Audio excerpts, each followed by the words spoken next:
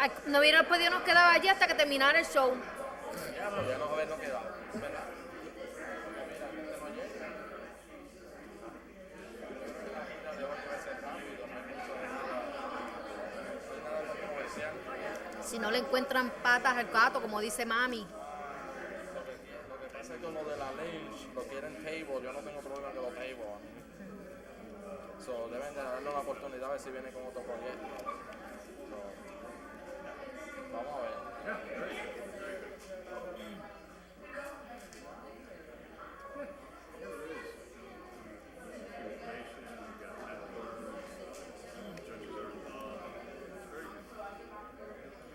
Déjame ver, no sé dónde está Kevin.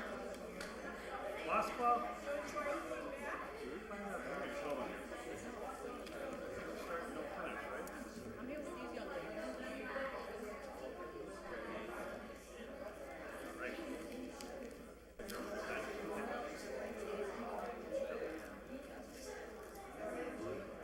How are you doing, Ryan? Good.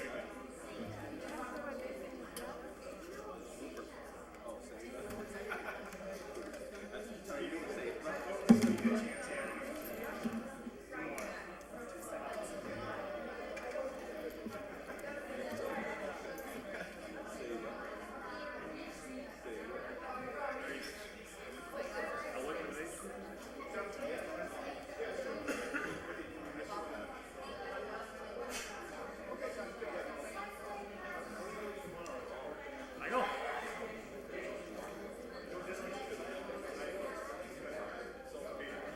7 o'clock sharp.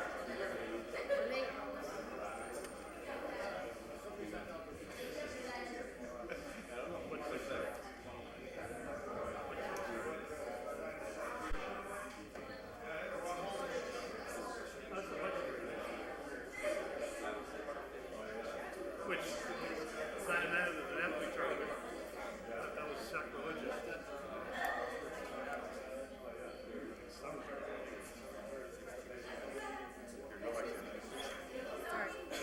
Peter Tom. Yes. Maria. Sullivan.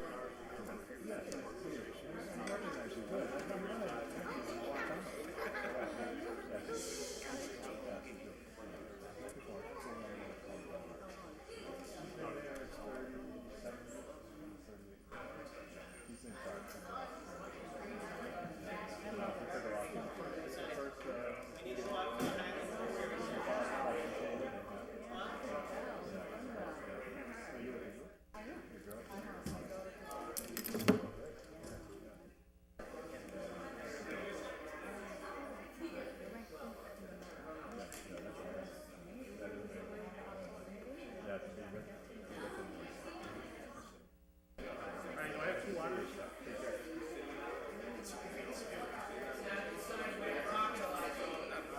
Two fish, yeah.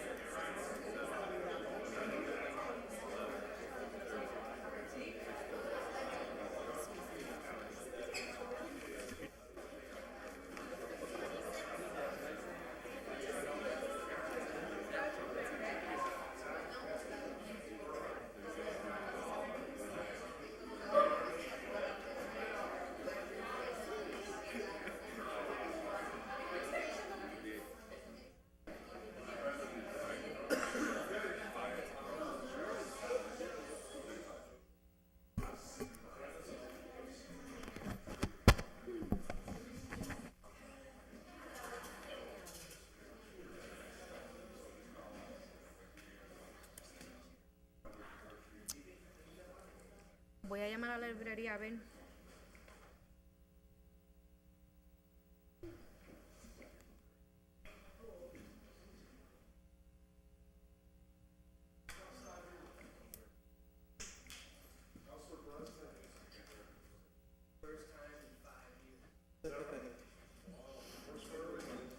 Your charmed life is over.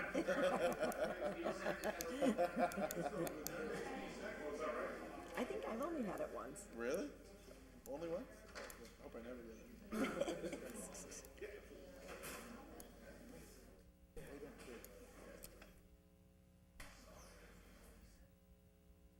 Okay, I think without further ado, we'll begin. I'd like to call this June 7th session of the Holyoke City Council to order. The clerk will call the roll and record those members present. Bartley. Here. Bresnahan. Here. Graney. Here. Jordan. Here. Leahy. Present. LeBron Martinez. Here. Lisi. Lopez. Here. McGee. McGivern. Here. Roman. Here. Sullivan. Tommen. Here. Bacon. Here. Valentin. All rise for the Pledge of Allegiance, please. I pledge allegiance to the flag of the United States of America and to the republic for which it stands, one nation, under God, indivisible, with liberty and justice for all. God bless America. And the City of Holyoke. And the City Council. Yes. As you know, colleagues, we very often have wonderful guests to come, and we have an opportunity multiple times to recognize some really wonderful people who have accomplished some great things in Holyoke, and tonight is certainly no exception to that. I want to thank Councilor Sullivan, who recently filed an order to recognize the Holyoke Elites girls basketball team. And we're going to have them up in a moment. I'm going to ask Councilor Sullivan to escort the team, as well as led by Coach Miguel Vasquez, to come up, and we have some proclamations, and we'd like the team to say a few words on their own behalf. Welcome.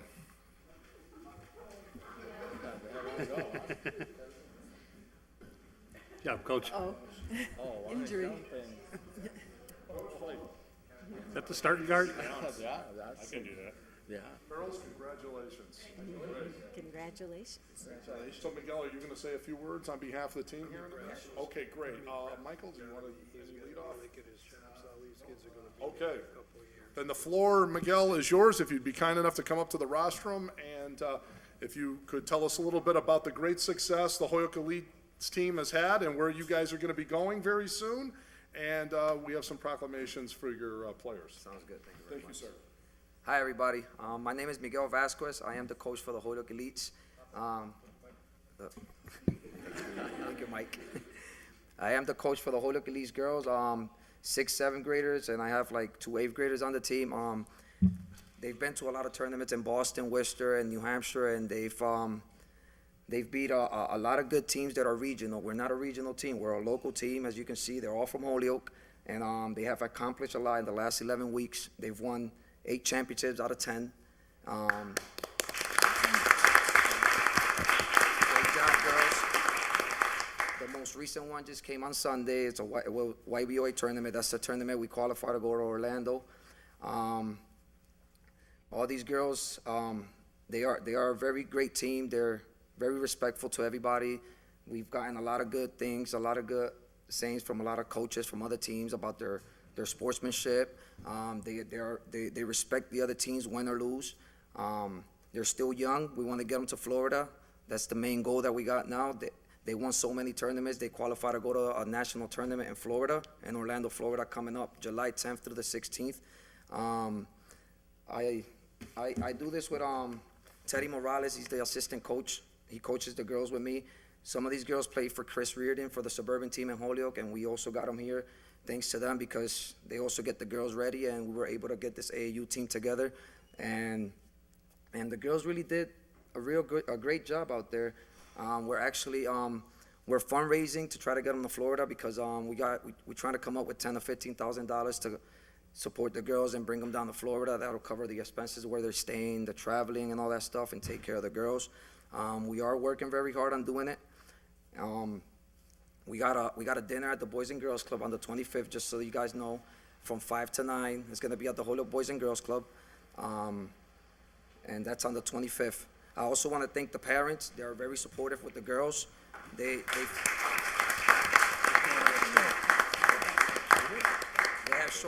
have shown a lot of support. They've been to every tournament we've been to. You know, the girls have been very competitive against like really, really good teams.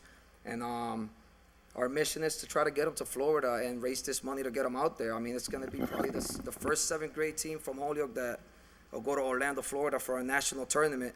And I've already heard there are going to be teams from Puerto Rico, Santo Domingo, Mexico. Last year they brought a team from Europe. So it's going to be a really good experience for the girls if we could get them down there, which we're working really hard on doing that. I want to thank the city council for having us here, bringing the girls in, giving them their recognition.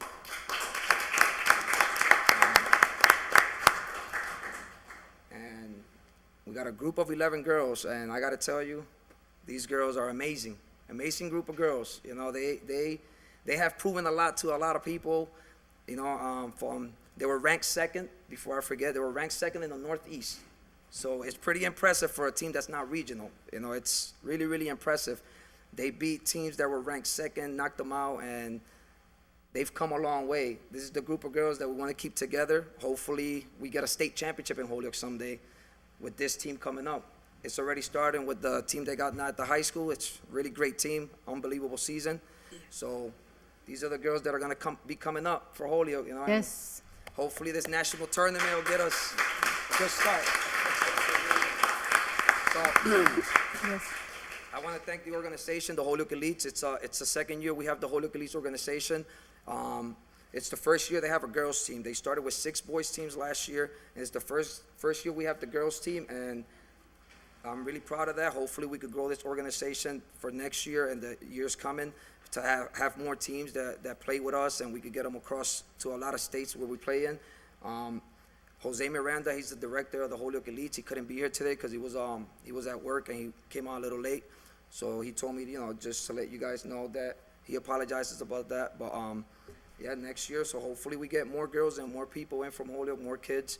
Our main goal, honestly, my main goal, coaches Teddy Morales' main goal, keep these girls out of trouble, show them the right path, and keep them busy as much as we can to keep them off the streets as much as we can. You know, it's a hostile environment out there sometimes, and these girls, I really see in every single one of these girls, they got a really bright future, every single one of them, and I'm really proud of you girls. Thank Okay? you. Really proud of you for every single one of you girls. So If you'd be kind enough to read them, and you can present. the first one's gonna go out to Jasmine Rita. That's our center for our team. Great job, Jasmine. Keep up the good work. Next one, Melanie Sorolongo. Great job, Melanie. Keep up the good work. Jamaya Perez.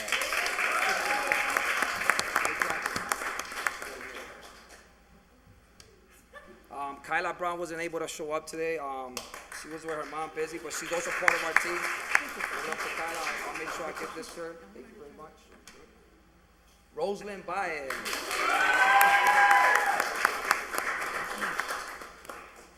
Alanis Perez.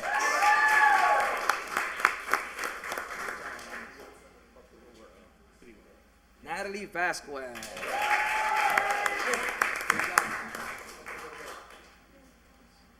Tanaya Morales.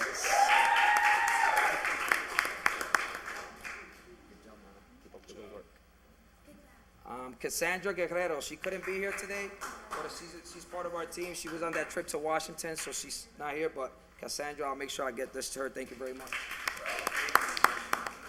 Jareli Arroyo.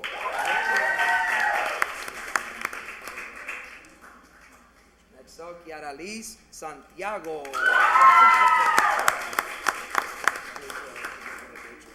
And last but not least, Destiny Calderon.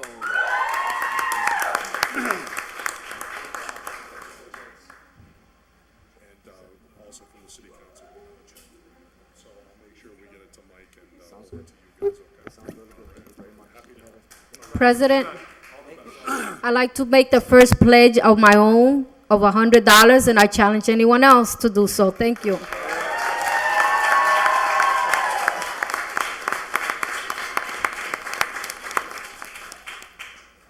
Thank you, and I'll match your 100.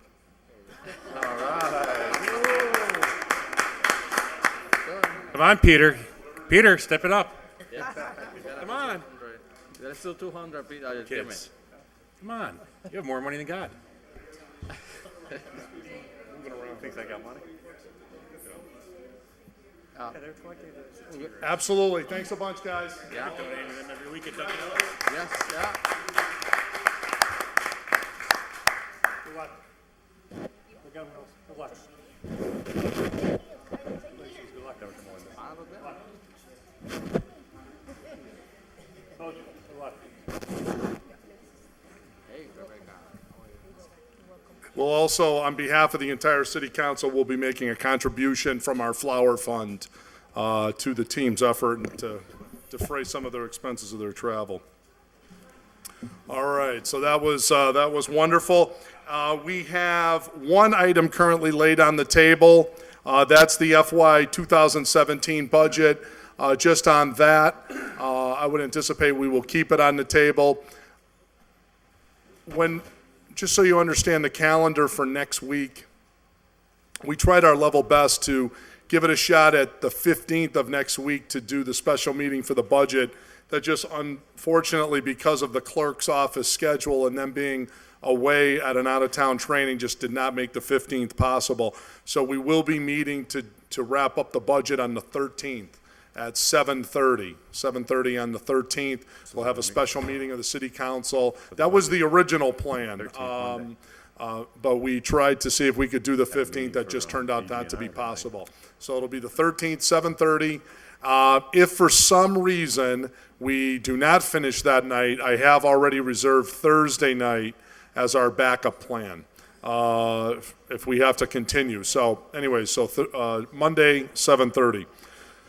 So hearing no motion on the FY17 budget, which we will take up, we're then turned to public comment.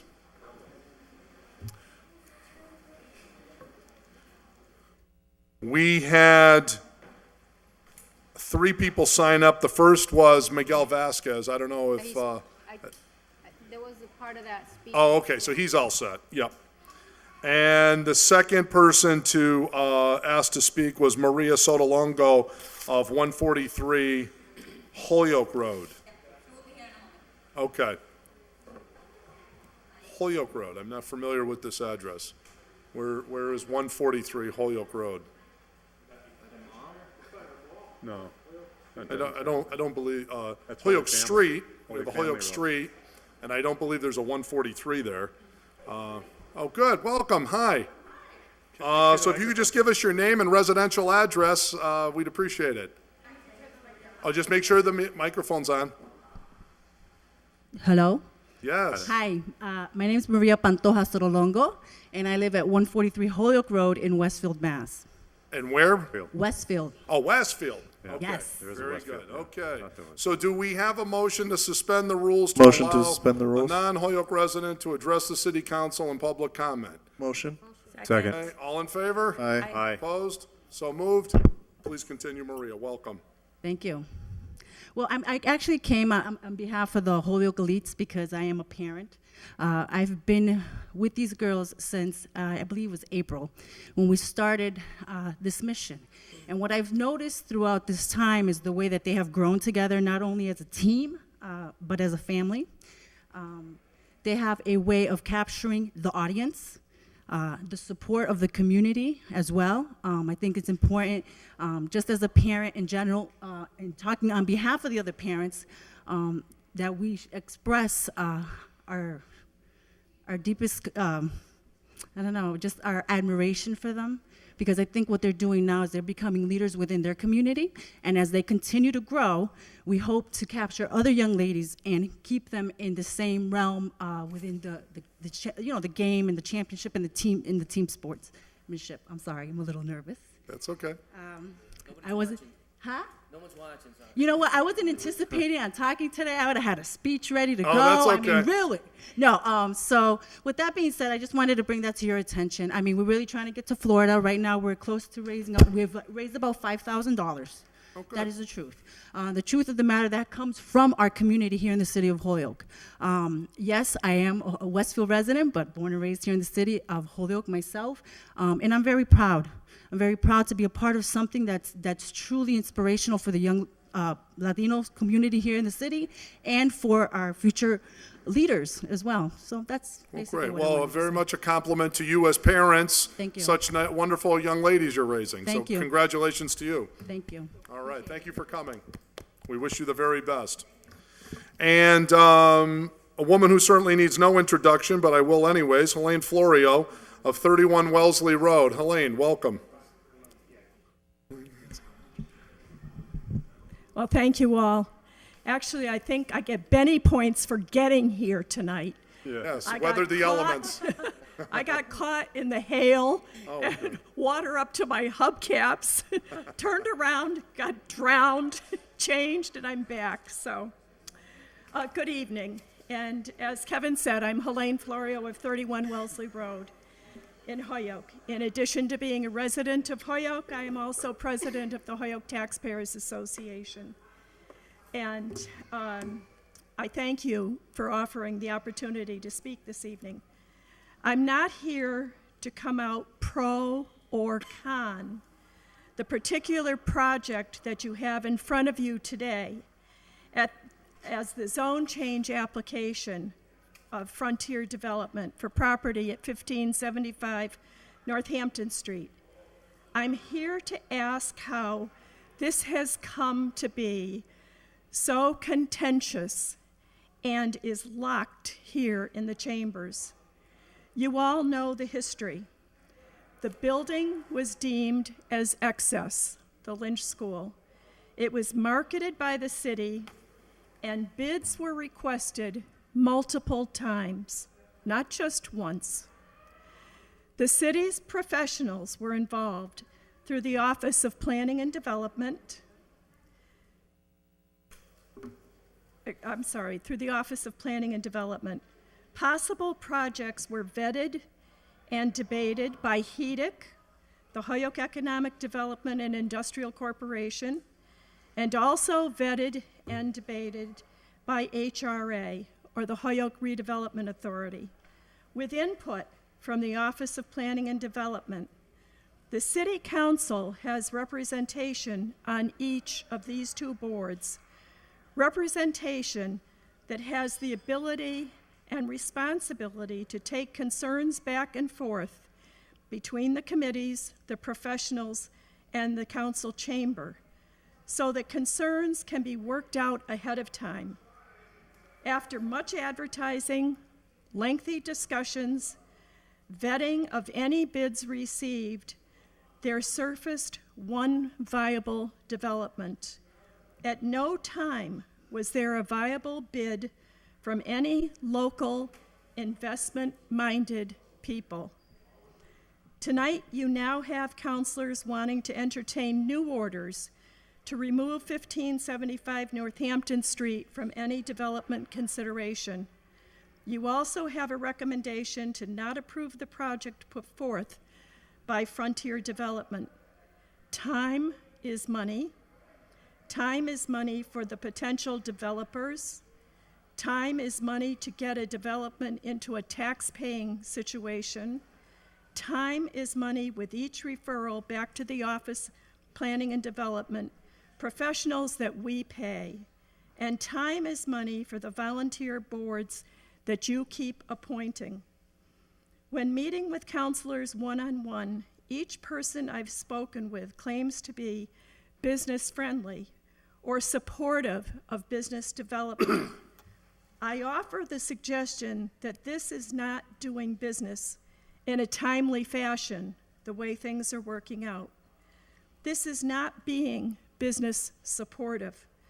I would like to suggest that tabling of important economic issues and/or sending them back to committee does not ring well to those looking at Holyoke as a place to do business.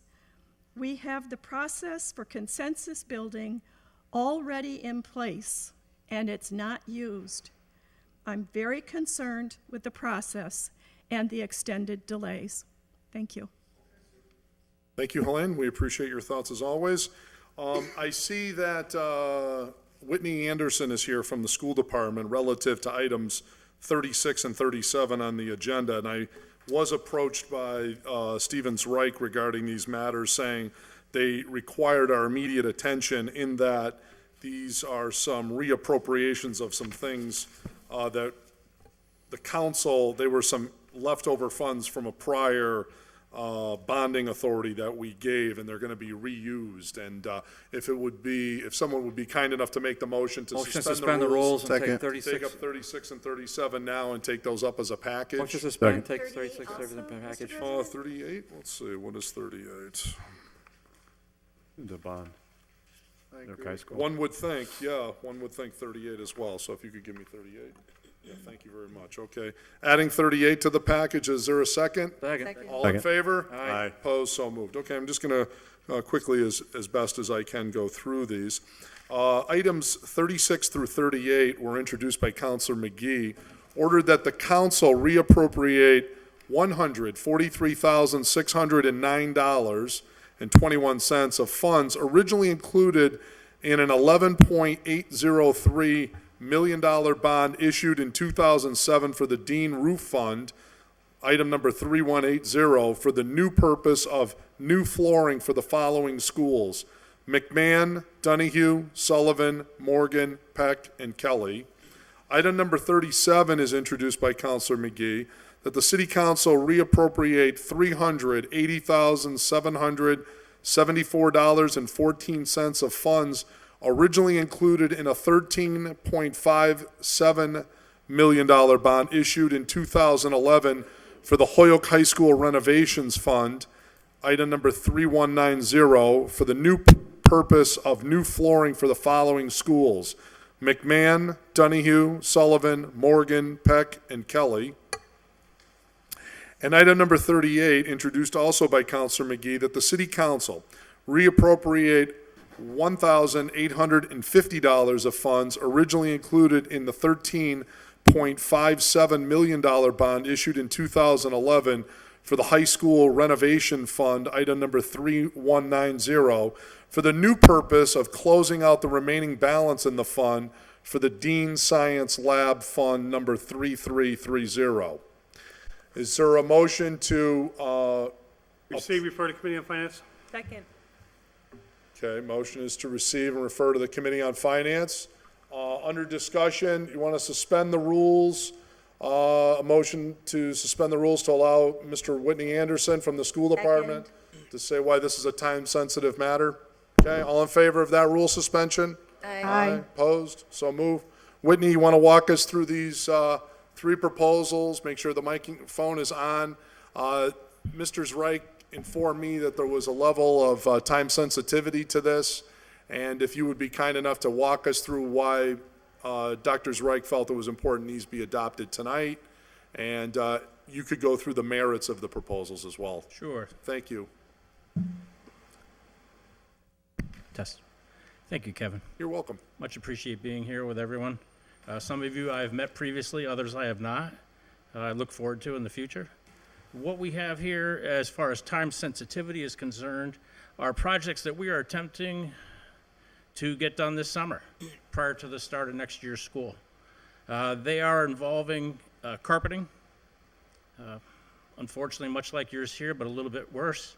And be that as it is, since the council had made additions to three schools in particular, Donahue, Sullivan, and Morgan, back in 1989 and 90, some of that original floor covering is still in some of these classrooms.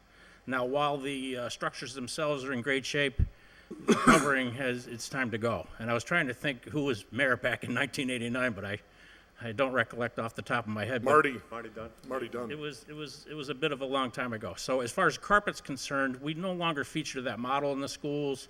It was something that has been over the course of time utilized for quiet and so forth. But we find it in this day and age, with all the sensitivities that some of our students and staff have, to be a microbial attraction, and therefore it's a magnet. And it's while we keep them clean, they unfortunately wear out, and we are at the need of replacement for these. So in those three particular schools, those are our areas that all were created at one time, and that amounts to a portion of the actual desire that we have to utilize funds to remove and replace these. The carpeting itself would be replaced with a vinyl composition tile, a very common 12 by 12 inch vinyl piece of product that's adhered to the floor and gives us decades of opportunity for useful service. We have that throughout the rest of our district, and it holds up quite well. Very standard and probably the most cost-affordable alternative for the amount of square footage that we're talking about. I'm sorry, I'm the maintenance administrator of the Holyoke Public Schools. I didn't introduce myself. In regards to the other schools that are involved, Metcalf School is another one, and Kelly School is another one. Peck is not part of the list. There are 5 actually altogether. Okay.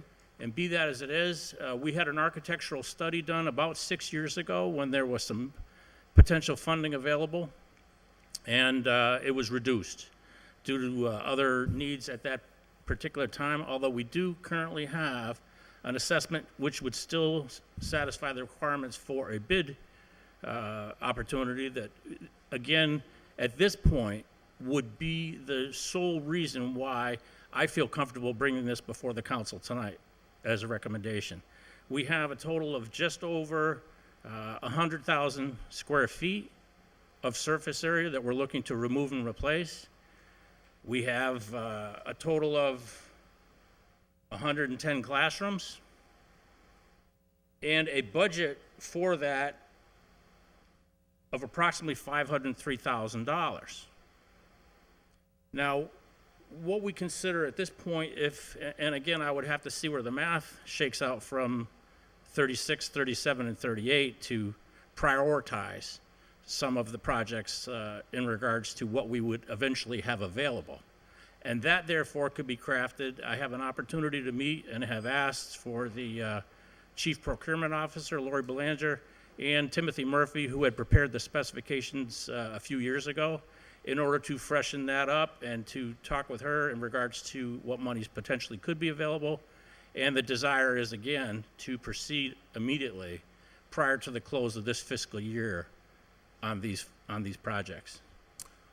And isn't it also accurate to say that Dr. Reich is concerned that he wants to get as much of this done over the course of the summer where it is least disruptive to the students, because you're going to have all these floors torn up, and that every day, if not every week, is important in order to pull this off, so by September? It is. Pardon me? Net school spending? Is that net school spending? No, I don't believe so. No. That is correct, because what happens now, last year we did 14 classrooms on our own. With some available funds, we were able to scrape up just over $60,000. And be that as it is, that was done at Donahue School.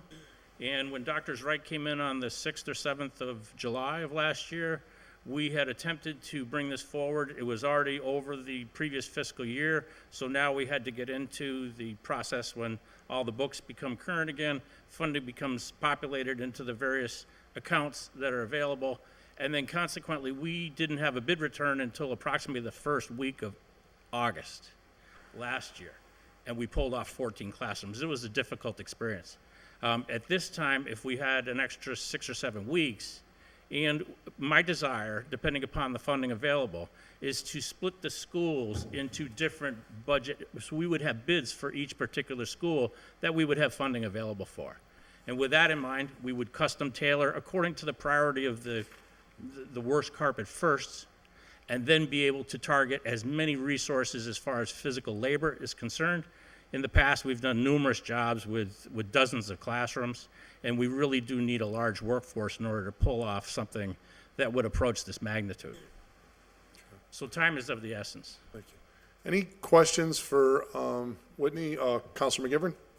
First, Mr. President, what's the amount on item number 38? 38 is $1,850. Whitney, thank you for being here tonight. This is the first I heard of being requested a vote for this evening, so if you could bear with me. Sure, Joe. The Dean roof is completed, Yes. and this is extra money, the $143,609. Yes. And the high school renovations, there was a lot in the high school renovations that were Tremendous. left out. And I think we actually had a second bond funding cycle for what was the original proposal for those renovations. So it's, You're correct. it's safe to say there are things at the high school that are not being done. I think. We can't have leftover money if we didn't do everything we wanted to in the first place. Well, and again, it was a renovation project instead of a replacement project, as you're well aware. Anyone who was at the school, who attended it prior to the renovation, who came back to see it, would remember everything familiar, only better.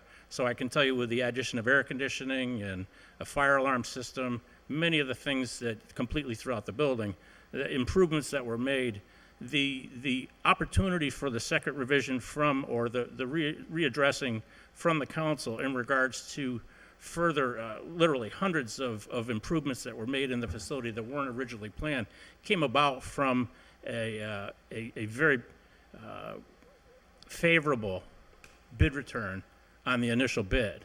And so we were $6 million in the black in regards to money that was available after, and then the council had appropriated further funds for an addition of scope to that purpose, of which were achieved. And these are the residual balances from that time. Yes and no, and I agree with you. I think the project itself was wonderful, the science labs, the renovations, the redoing, the air conditioning, all important steps to, for the high school. You bet. But you didn't answer my question. The original scope of project included items like a practice field, a soccer field, things that were incorporated into redesigning the entrance to the high school itself for purposes of better utilizing the parking, adding parking, doing things that need to be done in that area. And when the money, this extra money was identified, were any of those original scope items talked about? Yes, they were, Joe, and I certainly don't want to appear contentious and much appreciative of your support in regards to our future plans here. The lower parking lot of the rear of the high school was converted into a discus, javelin throw, and also a shot put venue with irrigation, with sprinklers in the ground from a wasted parking lot. So that was a super home run there. Back in 2000, the council and the mayor at the time had supported a major NCAA track and field facility, which was the crown gem at the time of the entire Pioneer Valley. I have cousins that live in Long Meadow. I said, how'd you guys pull that off in Holyoke? And then as far as the front of the school, there was $100,000 that was put into irrigation of the area. We had some planting buds established. We had new lighting put in the front of the facility.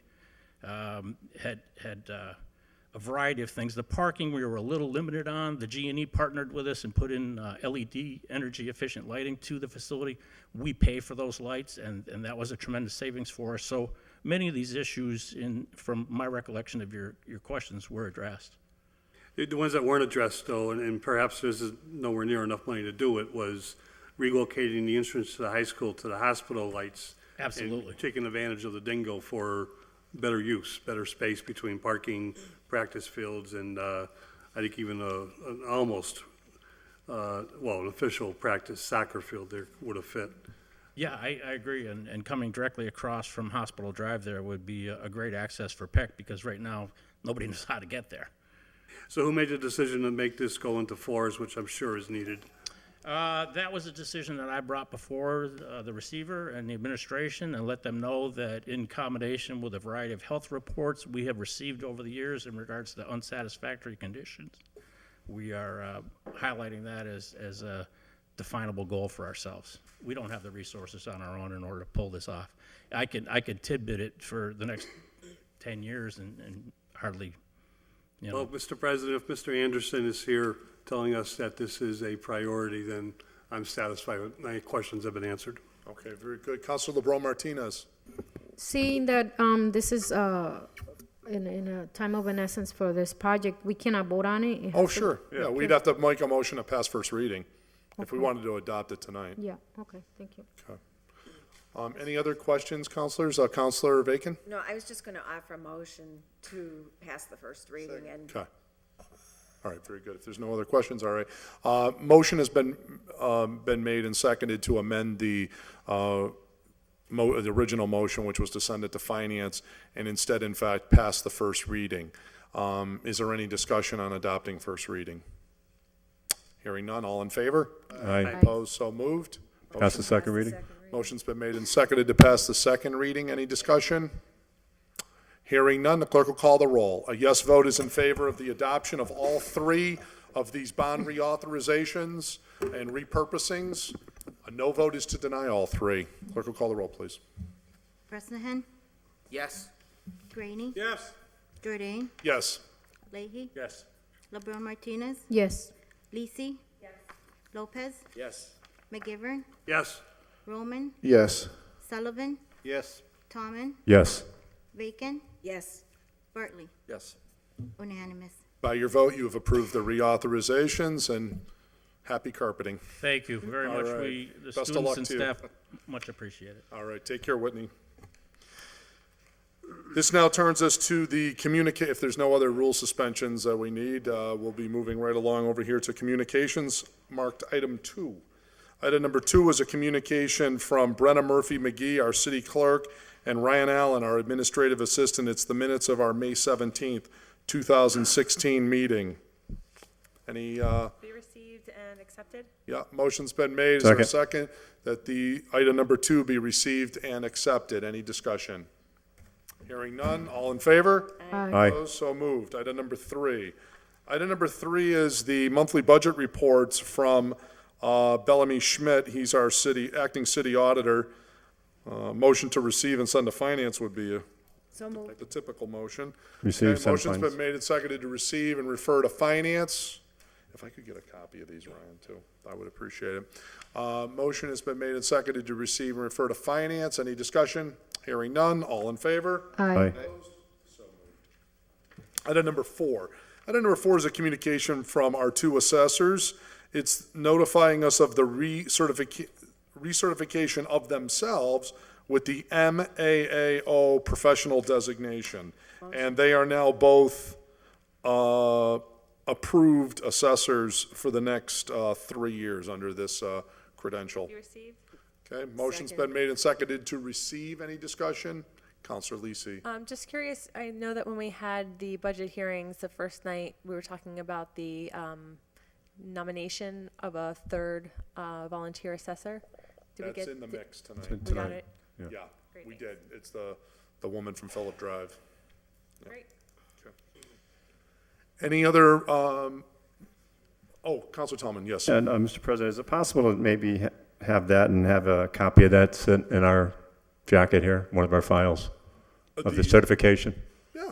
Yeah, because before we, wanted You to have. refer to the administrative assistant Yeah, to put on the calendar to make sure it Make sure it's, stays current? I think that's important.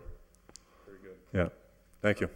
So motion on the floor has been made and seconded to receive item 4 and to ask the administrative assistant, just for future reference, to ensure that a friendly reminder some point before April of or March of 2019 goes out. Should be able to handle that. All in favor? Aye. Opposed? So moved. Item number 5. Item number 5 is a communication from Alicia Zeller. She's the administrator of the Office of Community Development. She provides for us a letter of the final FY 2016 Community Development Block Grant allocations. Motion received. Okay, motion's been made and seconded to receive. Any discussion? All in favor? Aye. Aye. Opposed? So moved. Item number 7, strike that. Item number 6, we probably could do those as a package if we wish. 6 through 14 is a package? Second. Makes sense. Motion's been made and seconded to suspend the rules to take up items 6 through 14 as a package. Thank you, sir. All in favor of that rule suspension? Aye. Opposed, so moved. Item number 6 is the Hoyoke Board of Health minutes of April 7th. Item number 7 is the Board of Fire Commission minutes of February 25th. Item number 8 is the Hoyoke Redevelopment Authority's minutes from March 31st. Item number 9 is the Board of Public Works minutes of April 25th. Item number 10 is the Sewer Commission minutes of April 25th. Item number 11 is the Fairfield Avenue Local Historic District Commission minutes of March 9th and April 13th. Item number 12 is from the Greater Hoyoke Chamber of Commerce as well as the Hoyoke Taxpayers Association. This is a letter regarding the fiscal group's recommendations regarding the budget. And item number 13 is from the Historic Commission. It's the minutes of March 14th, April 11th, and April 12th. And item number 14, which is the Stormwater Authority minutes of April 25th. A motion to receive all of them would be in order. Make a motion to receive all. Okay, motion's been reports. made and seconded to receive all of those. Hopefully, everybody's received a copy of item 12 already Yes. in some form. Any discussion on items 6 through 14? Hearing none, all in favor? Aye. So moved. Petitions. Petitions, first up, item number 15. Item number 15 comes to us by way of Daniel Rios of the Karaoke Social Club. He's seeking a new pool table license at 56 Adams Street. Receive, sent to finance. Send the file. Motion's been made and seconded to receive Mr. Rios's application and refer it to the Committee on Finance. Any discussion? All in favor? Aye. Opposed? So moved. Item number 16 is a petition of James Ryan. He's seeking a special permit for a non-conforming use relative to zoning code 4.7.2 at his residence located, or perhaps not his residence, but at least the property address is 226, 230 Sargent Street. And, this is for that building. He is seeking the use of a first-floor commercial space at that location. I would recommend that this go over to the ordinance committee. Ordinance. Motion is sent to ordinance. Motion's been made and seconded to receive and refer to the ordinance committee. All in favor of that? Isn't it DJR? Non-conforming use, no, that should be ordinance. I'm pretty sure it's DJR. Yeah, well, I actually would be glad it's going to ordinance anyways. That's a Ward 6 item. President's report. So, a couple of things. First of all, we made it quite successfully through the budget hearings, and that was a wonderful thing. We were able to get a really good dialogue over the course of 3 evenings. Everybody that had requested a department to come in, we got that done, and I believe we had a nice enlightening and informative interchange. We were here quite late, certainly 2 of the 3 evenings for sure. And now this will all culminate next Monday when we do the lion's work of being city councilors, which is to make those cuts that we feel are appropriate and then ultimately take a final vote on that. So that'll be next Monday. I certainly encourage everybody to take an opportunity to go through your notes and give some thought as to what reductions, if any, you would like to make to the budget this coming Monday. Next up is, I wanted to follow up with everybody regarding the tour of the wastewater treatment plant, but most particularly the storage, water storage facility that came from the CSO project. And right now it's looking like June 18th in the morning hours around 10 or 10:30. There'll be something following up soon on that. So it's looking like about 10 o'clock that's going to happen on June 18th. And I am going to put out an advisory to the media so that it isn't going to be just us. If citizens would like to come, I actually have had a couple citizens approach me to say, hey, could we tag along to go check this out? Absolutely. Go see where your tax money is being spent. And I know there's a great deal of discussion and conversation about sewer rates and all that good stuff. And this is a good opportunity for us to have that, to see where your money is going. I believe that covers it for the evening. That's the big stuff I wanted to talk about. I'm hopeful that we have the capital bond proposal in 2 weeks to at least get it filed and introduce that concept to the city council so you can consider it over the course of the summer, so that we could take some votes either in August or September on that. So that's sort of a work in progress, but the hope is that that is going to be coming to us 2 weeks from tonight. I wanted to mention one other item which is coming up when we do the ordinance committee reports. It's relative to the zone change at Lynch School.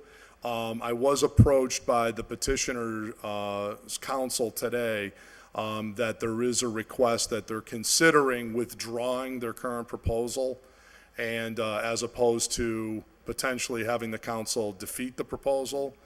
And so just wanted to put that out there, that there has been this request to table the item for this 2-week period by the petitioner so that they can consider their options, continue to talk about strategically what they would like to do. And so we're certainly still well within the 90-day window that we have to make up our decision. So that's something I just wanted to put out there, that communication that took place today. So I did want to give you the benefit of that. And I did mention that to the chair. Yes, Councilor Graney. I don't know if any of the folks here on the council have been by it or not, but I just want to let you know I went by the bed and breakfast that we approved. I think it was several weeks ago on Dwight Street across from the Holy Cross Church, and I'll tell you, it looks like a first-rate job. The owner of that property did a beautiful job. The exterior looks really nice. I haven't been on the inside, but it really is an addition to the property along that street. And so congratulations or kudos to the gentleman that owns that property. Yeah, Mr. Candelario did a great job with that. Councilor Tallman. Just a constituent asked, is it possible we could ask the Soldiers Memorial Commission to get minutes of their meetings? Absolutely. Okay. Yeah, I mean, If we all boards and commissions are supposed to be giving us the minutes. If the administrative assistant can contact them? The War Memorial Commission. Yeah. If you could touch bases with them and say we're looking for minutes. Okay, thank you. Yeah, thank you. Okay. Anything else I think was relative, so a couple other orders, but I can just make a couple other anecdotes at that time. So that covers President's report unless there was any questions on anything. Okay, great. Okay, moving right along to ordinance committee reports brings up item number 17A. Item number 17A is the Committee on Ordinance, to whom is referred an order that a no parking sign that reads no parking between 2 p.m. and 4 p.m. Monday through Friday be placed on Samoset Street in front of Kelly School for safety and visual purposes. Have considered the same, recommend that the order be adopted. Councilors Vacan, Jordan, Bartley, and Lopez. A motion to receive, adopt, and pass the first reading. Okay, motion's been made and seconded to receive, adopt, and pass the first reading. Under discussion, Councilor Vacan. Thank you, Mr. President. The committee had voted to adopt this, and the engineer went out and determined what the placement of the sign should be, and so we're ready to move on this. Any other questions? Councilor LeBron Martinez, you filed the original order. Thank you. I believe this is the original order that I have filed, right? Okay, thank Yes, you. sir. Yes, I just ma'am. want to thank you on this request. It's one of many that will come in front of us as there is an issue still with the safety in the neighborhood. Thank you. You're very welcome. Any other discussion? All in favor of passing the first reading? Aye. Opposed? So moved. Motion to pass the second reading? Okay. Is there a second? Second. Motion's been made and seconded to pass the second reading. Any discussion? Hearing none. All in favor? Aye. Opposed? So moved. Motion that the passage be ordained. Is there a second? Motion's been made and seconded that the passage be ordained. There is no further discussion. When your name is called, a yes vote is in favor of adopting the ordinance change. A no vote is to deny it. Clerk will call the roll, please. Bresnahan? Graney? Yes. Jordan? Yes. Leahy? LeBron Martinez? Yes. Lacy? Yes. Lopez? Yes. McGivern? Yes. Roman? Yes. Sullivan? Yes. Tallman? Yes. Bacon? Yes. Bartley? Yes. I keep forgetting I'm number 1. 12 yeas. By your vote, you've approved the ordinance change. Item number 17B is a report from the Committee on Ordinance, to whom was referred an order that a handicap sign be placed in front of 136 Sargent Street for Yvonne Mora. Have considered the same, recommend that the order be adopted. Councilors Vacan, Jordan, Bartley, and Lopez. This was a pretty straightforward request, and the Commission on Disabilities reviewed it. Don Welch made a site visit, and we recommended unanimous approval. Yep. So the motion would Pretty be to receive and adopt and pass the first reading. Second. Any other discussion? All in favor of passing the first reading? Aye. Opposed? So moved. Motion to pass the second reading? Second. Okay, motion's been made and seconded to pass the second reading. Any discussion? Hearing none. All in favor? Aye. Opposed? So moved. Motion that the passage be Second. ordained. Okay, motion's been made and seconded that the passage be ordained. There is no further discussion. The clerk will call the roll. A yes vote is in favor of adopting the ordinance change, a no vote is to deny it. Bresnahan, Yes. Graney, Yes. Jordan, Yes. Leahy, LeBron Martinez, Yes. Lisi, Yes. Lopez, Yes. McGivern, Yes. Roman, Yes. Sullivan, Yes. Tallman, Yes. Bacon, Yes. Bartley. Yes. 12 yeas. By your vote, you've approved the ordinance change. One thing that I did fail to mention at President's report, since our last meeting, I did appoint Counselor Lopez to the 2 empty vacancies on both finance and ordinance. So you will now see his name appear on the committee jackets as a member of those 2 committees, just so those were the 2 positions formerly held by Counselor Shatnoff. Item number 17C. The Committee on Ordinance, to whom was referred an order that the city engineer investigate stopping the allowance for a right-on red turn from Route 141 onto Northampton Street in front of Northampton Street Fire Station. Have considered the same, recommend that the order be adopted with the recommendation from the city engineer, Councilors Vacan, Jordan, Bartley, and Lopez. Motion to receive and adopt the committee report and pass the first reading? Okay. Motion's been made and seconded to receive and adopt the committee report and pass its first reading. Under discussion, Councilor Vacan. Thank you. This was referred to the engineer to see what could be done to improve that safety in that area. And he recommended a specific location for a stop here on red sign, given that people have tended to just breeze right through the red light. And so that's the recommendation at this time, and it's been put back into his legal form. And so we're recommending to pass the first reading. Okay, any discussion? All right. All in favor? Oh, Councilor McGivern? Just want to make sure I got it right. It's a stop sign, not a stop on red? It says stop here on red, and it's a line that is demarking where the cars should be stopping, because they Okay. seem to just roll through, and it's not really clear where they should be stopping, so this is to encourage compliance. So they can, it's not, The light is already there. Light is the light's there. there. That's already going. Yes. This is just to demarcate and say, Okay. this is where you Come stop. to a full stop, then go right on red. Exactly. Yes. Like, the common sense of, that's what the law is. Like what the Right. law already is. But we had to seem do to that have in a to couple go places. the extra. Yeah, because we're not getting a sufficient level of compliance from some motorists. That's what we call enforcement. Oh, I said it again. Yeah, true. All in favor of passing the first reading? Aye. Opposed? So moved. Motion to pass the second reading? Second. Motion's been made and seconded to pass the second reading. Any discussion? All in favor? Aye. Opposed? So moved. Motion that the passage be ordained. Okay. Second.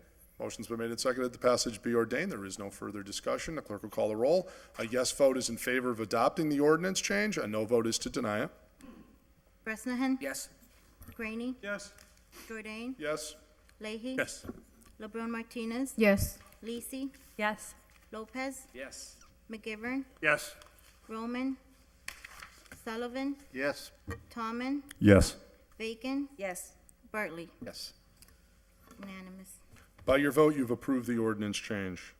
Item number 17D is a report from the Committee on Ordinance, to whom was referred a zone change application of Frontier Development for the property on 1575 Northampton Street, formerly known as Lynch School, from the current zone of R1A to a proposed zone of BH. Have considered the same.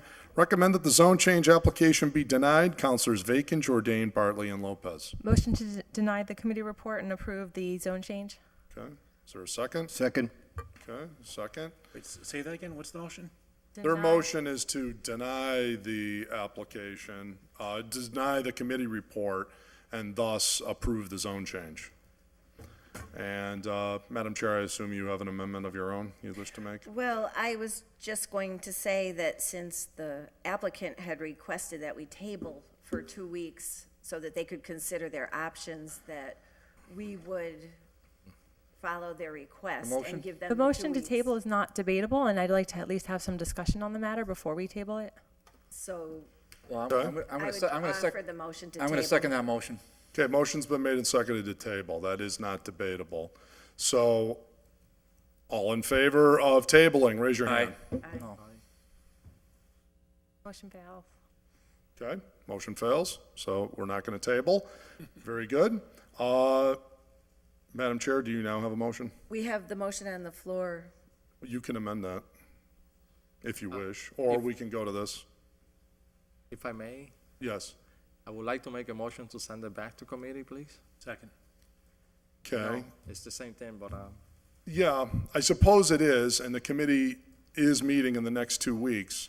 However, we just want to be sensitive to the fact that the council must take action within 90 days Yes. of the day that we close the public hearing. Now, albeit, I'm told that's some point in mid-August-ish, that date is. Notwithstanding that, we know we're coming into summer recess here soon. We only have one council meeting, so, you know. Additionally, if it were to be withdrawn, as the applicant has hinted that there's interest in withdrawing that current proposal, a new application would be needed to be filed. So we Correct. couldn't actually act on the old order in committee. We couldn't modify that order in committee, so I'm saying laying it on the table makes more sense. However, for tonight's purposes, I'd like to at least have some discussion. Sure, sure. Question, Mr. President? Yes, Councilor Green. Could you please tell me what the vote of the subcommittee was on this issue? 4-1 to deny it. Thank you. And I'm just giving facts. That's all, however the council wants to vote. I'm just somewhat concerned about referring it back to committee, and I understand you're doing that because the first motion didn't pass. But maybe we have the conversation first, and if there's an appetite to have a conversation, since the tabling motion didn't pass, and then we kind of see where it goes. But the committee really, the public hearing is closed, so we cannot take additional testimony. The committee would simply be putting it there and then sending it right back. So I'm not so sure what would be gained by going back to committee. The committee cannot take legally additional testimony on this matter. So we're either tabling it or we're voting up and down on it, one way or the other. So we Under have, we do. discussion, Yeah, go ahead. since we're discussing the idea of sending it back to committee, Yeah. it would seem to me to give discretion to the applicant for the next 2 weeks to see what they want to do would be to their interest since they asked for it. Whereas if we have to decide tonight, they're not going to get that opportunity. So Okay. I would just encourage my How colleagues to how about consider this? that. Is maybe the view, maybe if you consider Counselor Lopez withdrawing that motion, and then we have this conversation that some sound like they want to have, then we can perhaps revisit the tabling idea. yeah, I will. And then if that fails, then we come back to your idea, because that's pretty much the only one left, other than voting tonight. That's fine. Which is fine by me. I don't have any problem voting tonight, personally, but whatever the will of the body is. But I was more in favor of that as a courtesy to the applicant, but, okay. Is that fair? That's fair. Okay. All right, so the motion on the floor right now is Counselor Lisi's motion, which is that the committee report be denied, the zone change approved. Anyone like to speak to that? Counselor Lisi. Thank you. So I'd just like to say that I'm very much in favor of the BH zone change, mostly because it is the only parcel on that entire block, on both sides of the block, that is currently not zone BH. So that would really make a nice, neat, business-friendly and business-appropriate corridor for that area there. Now, we're looking at this zone change because it's attached to a proposed project, a CVS and some other fast food retail. And I'm honestly not thrilled or even in favor of that particular project. So I'm actually interested in, tabling the item and seeing, if the proponent, sorry, I have so much, thank you. Thanks, Joe. I'm actually, very interested in tabling the item and seeing what projects the applicant and developer could come up with in the stead of CVS, because we really don't need another, retail pharmacy in that area when we already do have a Rite Aid on one corner, a Walgreens on the other corner. However, when we had the public hearings come down, we heard a number of people from that neighborhood talk how they would like to see something like a Whole Foods or even a Trader Joe's on that location. And both of those projects would require a BH zone in order to move forward on that type of project. It's a different project, but it still requires the BH, the Business Highway Zone. I also want to note that in most of these matters related to development, the city does not have a lot of control over the projects that come into the city. That's really the territory of the developers, and we're, at best, all we could do is really make things attractive with our zoning and ensuring that they're quote-unquote shovel-ready for developers that have good projects to come forward. In this case, we actually do have like the trump card, right? We have the wild card. We get to say no to this project because we have the zone change attached to the project. So if you say no to the zone change, you get to say no to the project. So I'm actually very sympathetic to any of my fellow councilors who would want to say no to the zone because they don't find the project attractive. So I want to just, make sure that the public understands that there are two different things at play here. One is the zone change, one is the development. We have control over the zone change. We don't really have control over the development. However, it seems that the applicant has heard the disfavor or displeasure of the community with another pharmacy at that location. And I would like to, afford them the time necessary to perhaps modify their proposal in some way to make it more attractive, because I do believe that the BH, the Business Highway Zone, is appropriate for that area. There was one last thing that I wanted to say, but I'm blanking now. So I'll leave it at that. Thank you. Yeah, thank you. I was just listening to Councilor Lisi, and I do believe that the city of Holyoke should make zoning. I really do think we should focus on different areas. I mean, such as, changing zoning for Lowe's, for instance, or creating additional parking at the YMCA. I think we should make it attractive. However, in this case, this is a gateway to the community that we live in. This is a major thing that's going to happen if we change the zone tonight. BH should be the zone. However, if we change it tonight, we don't know what we're going to get. We're told to CVS. We're also, rumor has it out there that Rite Aid across the street will be closing. Do we need another pharmacy? We have 3 within a par 5 from each other. I don't think so. Also, rumor on the street is the Trader Joe's is not going to come to Holyoke. It's, from what I'm told, the rumor is it's going to South Hadley at the new, the old Big Y there. People keep saying that we need an added revenue in the city of Holyoke. I strongly believe that. But what we have to do is live within our means and cut in areas. We do need added taxes, and that's always a great thing. However, we have to live within our belt. That's something that we're going to be doing in the next couple of weeks with the budget. So at this time, I don't feel comfortable voting on it, and I encourage my colleagues not to as well. Thank you. Yes, thank you. I completely concur with what Councilor Alicia said, and also what we heard earlier from Helene Florio. I think when we put something out for public bid, at that time, I think, number one, I think we've made a huge mistake here at that time, not addressing the zoning issue at the time that it went out for public bid. I don't feel that it's the job of the city council to be micromanaging what business we like and what business we don't like, what business we'd like to see, what business we don't want to see. What's in favor, what is in front of us is the zone change business highway. This is part of the perception where people don't see Holyoke as business friendly. You put something out to public bid, you accept public bids, you put it out there as something for business, and then you hold hostage the change in the zoning so you can pick and choose what you want to go in there. I don't feel that's right. As far as this being a gateway to Holyoke, this is true. Riverdale Road is a gateway to West Springfield. Memorial Drive is a gateway to Chicopee. We don't, we're talking about one parcel here. You go a few hundred yards in either direction, and it's nothing but residential. We're not comparing apples for apples here when people start putting out those kind of comparisons also.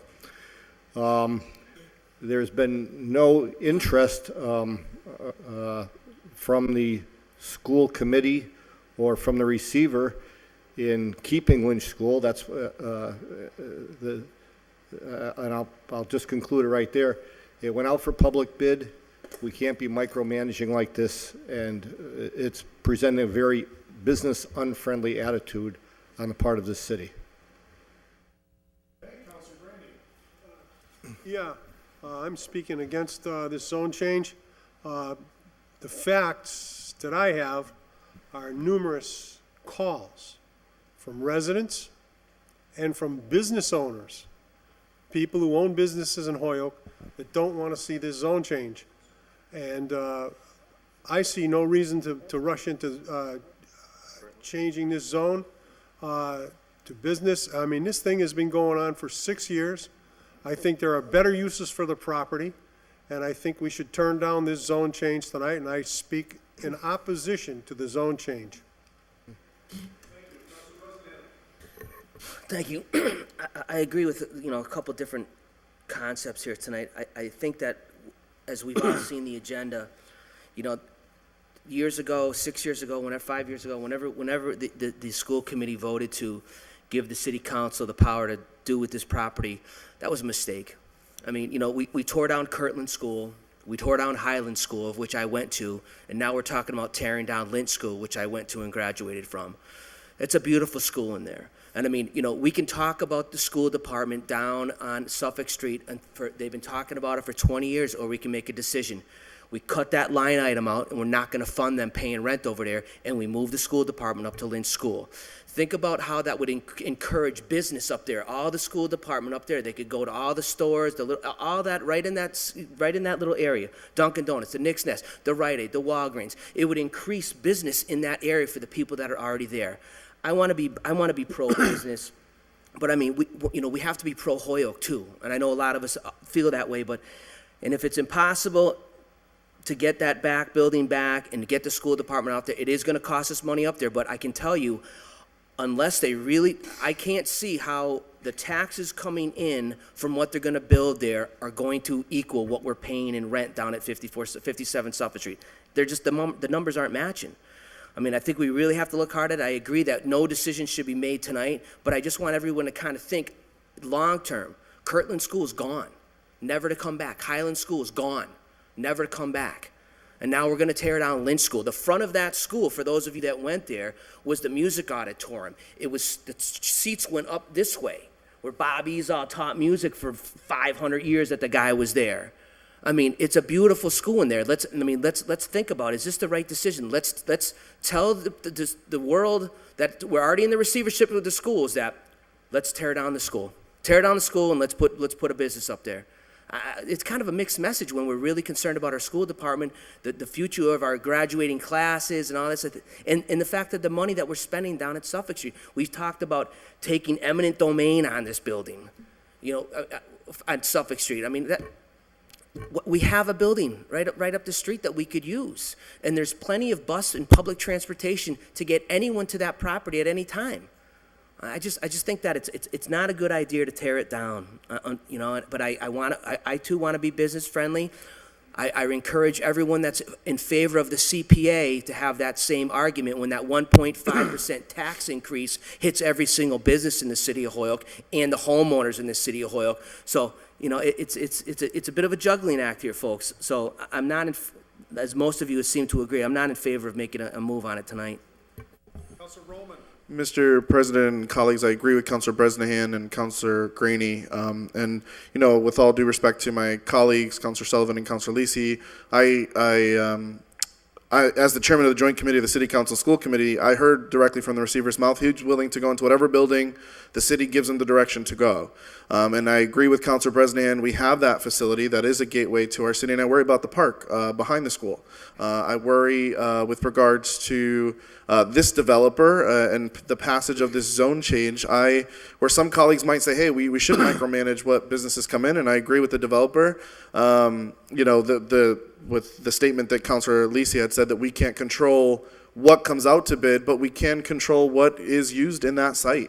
And I believe that it is the best option, as Councilor Bresnahan has stated, that the City Council does. I advocate that as well, cutting the line item of $300,000, saving the taxpayers money, and moving that school department headquarters to that facility. I think that this developer was a poor option, and again, it just, you know, the choice of another pharmacy in that area.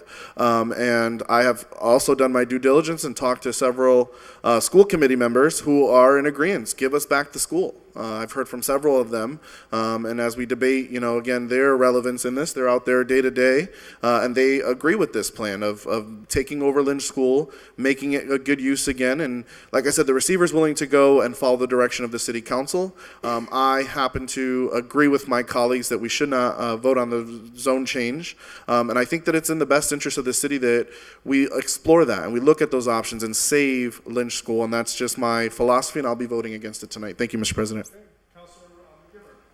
Thank you, Mr. President. Just a couple of quick things. One, as far as the school issues go, we don't have line item control over the school budget. No matter what we cut from that item that is in the budget will not be, maybe even if we earmark it as Suffolk Street, will not do anything to Suffolk Street. The schools don't want to move Suffolk Street to Lynch School. They want to move Suffolk Street to Metcalf. And that may not be a bad idea if, and the school children of this city deserve it, we build a new school in the Lawrence area, in the Lawrence Street area, a school that will accommodate elementary, accommodate the programs in Metcalf, and for once in a while, we would do the right thing, 90% reimbursed by the state, and we could, which is not net school funding, put less money into Metcalf to accommodate the offices on Suffolk Street. It's a win-win situation. The money we'd have to put in Lynch would negate the move of the offices out of Suffolk Street. It makes no sense. Lynch has sat for 9 years. Dr. Zreik has not ever set foot inside of Lynch. The amount of money in there, Whitney Anderson, would tell us would be a tremendous cost to turn it over. We attempted to do it with Lawrence School, another historical building, another building that is solid. They couldn't do it. It's not that simple. It's not net school spending. It comes out of the city side of the budget with no reimbursement. So I think we have to think about that carefully. Business Highway is what our master plan says this area should be. We hired a consultant. We took the master plan before we adopted it to every ward within the city. And one of the economic development parts of the component of the master plan is the I-91 corridor. Take advantage of traffic coming off of 91. We have the perfect situation without, in this area, without interfering with the residential neighborhood, with building some commercial, building up a commercial area and doing something that would put more taxes and bring in more jobs. Am I crazy about CVS? No, I'm not. Am I crazy about another McDonald's? No, I'm not. But no matter when or what we do for a zone change, we never have the final say in the developer and who they bring in. Rite Aid's been bought by Walgreens. The numbers on the wall for Walgreens is not going to operate 2 stores within 50 yards of each other. CVS is not going to operate 3 stores within the city of Holyoke. They move here, we're going to find out at least one of the other stores, I can only guess, would be closing. Business Highway is what makes sense. It's compatible to everything that goes on there. Get the right development. I'm more in favor of putting this on the table, and I agree with you, Mr. President, out of courtesy to the developer who has sunk some of their money into this proposal since they answered the RFP, and give them a couple of weeks to come back to us and see what they're thinking about. I'd be in favor of tabling it once everybody's had their say. I was just going to offer that we could reconsider a motion to table now that we've heard, I think, kind of full circle the points on the zoning matter. Second. Is there anybody else, just before we do that, that would like to Thank you. I would like to say a couple things. Dr. Paez, the former gentleman that were running the school department, wanted to make use of that school. We still currently use that building, so if it's so dangerous, we need to tell the Parks and Rec department to get the kids out of the building because they're still using it over there. So I'd like to see the feasibility study how much it's going to cost us. I'm sure it's somewhere, but Dr. Paez was very interested in using that school building for the school department, and that's why I supported his venture to get back Lynch to the school, to the students. Let's send a message to the students that we care. We need the building. You know, I mean, and I want to be as business friendly as everybody else. Thank you, Councilor Graney. Yeah, just a little bit of history about when that building was turned over to the city. I was on the school committee at the time. The vote was 5-3 to turn it over to the city. It was not unanimous. There were 2 members of the school committee who were most likely negative votes to turn it over that were absent that day. It was brought up under old business when these people were not there, and the vote went through 5-3 to turn it over to the city. But it certainly wasn't unanimous. Final thoughts. Councilor Tallman. Yeah, I'd just like to agree with my colleagues, Councilor McGivern and Councilor Lisi, that the developer wants to come in, and I think it's a good idea to table this, to take another look at this. And as Councilor McGivern said, part of the master plan is business highway to make it all the same, zone up in that area. And I don't want to see a building up there that's just going to be there for another 6 to 8 years and just crumble and just get no use out of it. I think it's important to have tax dollars in this community and jobs, and I think that we should give the developer another chance. And I believe the developer articulated to me that their goal was to look at other uses, possibility, things that they want to talk about internally other than their current proposal. Although keeping the zone proposal the same, but other uses. Today. That's the way, that's the way government works sometimes. I'm only a messenger. I'm merely a messenger, and I pass these things. Total transparency here. Okay. So the motion on the floor is now to table, I think. To the next city council meeting. Correct, to the next city council meeting, June 21st. Thank you. So table to a time certain, June 21st, okay? That's the motion on the floor. Not debatable. All in favor? Aye. Opposed? Passes. Okay. Moving along. So 17D, we will see that in 2 weeks.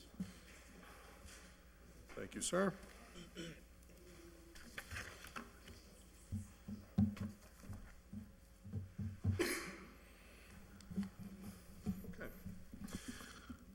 Item number 17E. Item number 17E is from the Committee on Ordinance, to whom was referred a zone change application of Mr. Dennis Croto of 79 and 83 Lower Westfield Road from the current zone of BL to a proposed zone of BG or IG. Have considered the same, recommend that the zone change application be denied.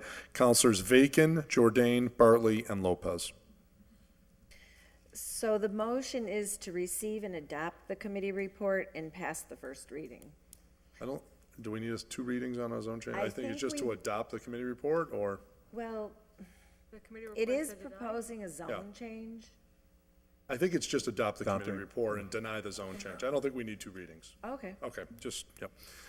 So, motion on the floor is to receive the committee report, to adopt it, and to deny the zone change. Under discussion, the chair, Councilor Bacon. Thank you, Mr. President. We had a feedback from the planning board after the public hearing regarding this zone change that had been under discussion for quite some time. And based on the idea that primarily this was a spot zone issue, the planning board recommended unanimously to deny, and the committee found agreement with the planning board and recommends the same in the case of this requested zone change. Any other thoughts, comments, discussion on this? Councilor Lisi. I just want to say, in this case, it was really unclear whether the proposed zone change was going to be from BG to IG. In either case, we had numerous residents from that neighborhood come out and speak against the zone change. And, I totally and wholeheartedly agree that we did a lot of work in the city council's ordinance committee, as well as in the planning board in hearing out and trying to work with the applicant, but it didn't seem to fit at the end of the day.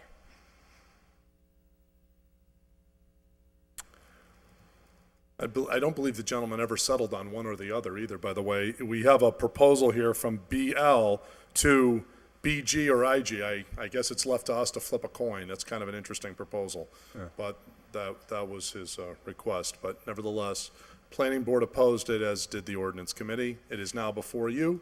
Any other discussion? Hearing none, the clerk will call the roll. A yes vote is in favor of adopting the committee report, which is to deny the zone change. So a yes vote is to deny it, and a no vote is to not adopt the committee report and to approve the zone change. Clerk will call the roll, please. Bresnahan, Yeah, sure. A yes vote is to adopt the committee report, which is that the zone change be denied, and a no vote is to not adopt the committee report and therefore approve the zone change. Okay. Yep. Just a quick question, Mr. President. The reasons for denial are part of the motion. Okay. So the reason for the denial would be that it was found to be spot zoning, and also that there was a lack of clarity as to which zone the applicant actually desired to have. And the committee reaffirms all the reasons articulated by the planning board. There's a cover memo from the Mimi Panich, who's the chair of the planning board. She goes through all of a sundry of reasons why that was the reasons why this should be denied. So we would reincorporate by reference all of those in our denial. And so thank you. Just wanted to cover the bases. No, very good. Thank you. Very, always good to dot our i's and cross our t's on these things. And so therefore, the ordinance committee incorporated by reference all of the points made by the planning board. Continuing, I believe, let's just, for clarity's sake, start again with Councilor Graney, please, because President Hen is not with us. Graney, Yes. Jordan, Yes. Leahy, Yes. LeBron Martinez, Yes. Lisi, Yes. Lopez, Yes. McGivern, Yes. Roman, Yes. Sullivan, Tallman, Yes. Bacon, Yes. 12 yeas. By your vote, you have adopted the committee report from the Committee on Ordinance. President, just for the And- record, I vote yes on that too. Oh, Councilor Bartley. Just for the Sorry. record, yeah, thank you. Thank you. Council President Head, did you want to vote on item 17E? The motion was to adopt the committee report denying the application. Yes. Okay, Yes and very yes. good. Thank you. Thank you. So unanimous vote of the body present on that vote. As we know, there's two councilors absent. And so therefore, item 17E, the committee report is adopted and the zone change denied. Moving us on to 17F, the Committee on Ordinance, to whom was referred an order that in accordance with section 2-349C licenses of the Code of Ordinances, the City Council approves the lease of Roberts Field to the Hoyle Blue Sox. Have considered the same. Recommend that the order be adopted. Councilor Vacan, Jordan, Bartley, and Lopez, and I believe, okay, this is a lease. We're calling this a lease. So, very good. All right, as opposed to a So, license. Mr. President, wouldn't it be McKenzie? It's the Mackenzie Field. On the jacket, it says Roberts Field, but good catch, it has to be Mackenzie Field, right? Yeah, it says Roberts. Blue Sox do not play football. So Just for let's, clarification, for it's- whatever reason, the order went in as Roberts, but on the lease document, it says Mackenzie Stadium lease. Can we So- amend the order to say Yep. Mackenzie So- Field then? So let's just, for clerical sake, amend agenda item 29 of our May 17th, 2016 meeting, change that from Roberts Field to Mackenzie Field. And then change, motion is also to change on the committee jacket from the Committee on Ordinance, the lease of Roberts Field to say the lease of Mackenzie Field, AKA Mackenzie Stadium. All in favor of that amendment? Aye. Aye. Opposed, so moved. And so we have the committee recommendation now before us, which is that this request that's just coming from the Blue Sox in partnership with the Hoyle Park and Rec, the committee is recommending that it be adopted. Under discussion, the chair, Councilor Vacan. Thank you, Mr. President. Yes, I had filled in the blank on the agenda in terms of the naming on the lease, but this was the first lease to come through the committee since we changed the ordinance in that regard, just so that we have a level of awareness throughout the city. And it was found to be straightforward and a reasonable lease for the city, and the committee recommends it unanimously. Okay. Any other discussion? Counselor Sullivan. I'm also in favor of this and like to take this opportunity to welcome back Andy Morales, who will be after a successful freshman year at University of West Virginia, will be playing for the Blue Sox this year. Oh, nice. Excellent. Any other, Counselor Tallman, will you also be playing for the Blue Sox? Well, no, I had a dream of one day, but I believe I picked up a schedule at the G&E, and everybody got their packet from the G&E about the free tickets, a couple games, but I believe opening night is Thursday night. I believe you're right, yes. Yep, I think that's right, Counselor McGivern. Just a correction, Councilor Tallman's dream was for the Hoyok Millers. He was in his prime then. Yep. Okay.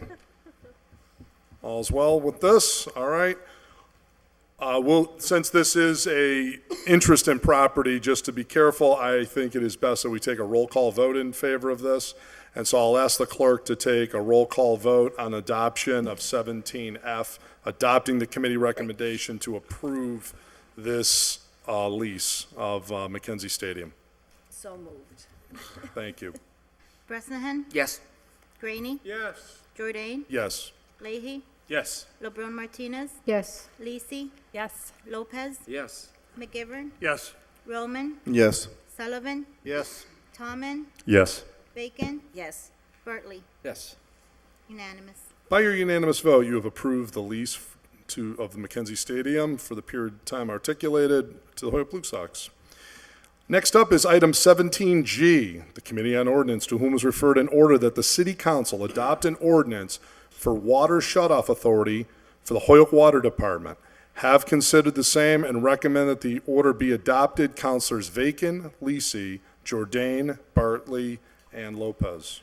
Mr. President, just in the interest of clarification, Yes. this really should say sewer shut-off because the policy that we're talking about relates to the sewer shut-off. It should say Water Shutoff Authority for the Holyoke Sewer Commission, no?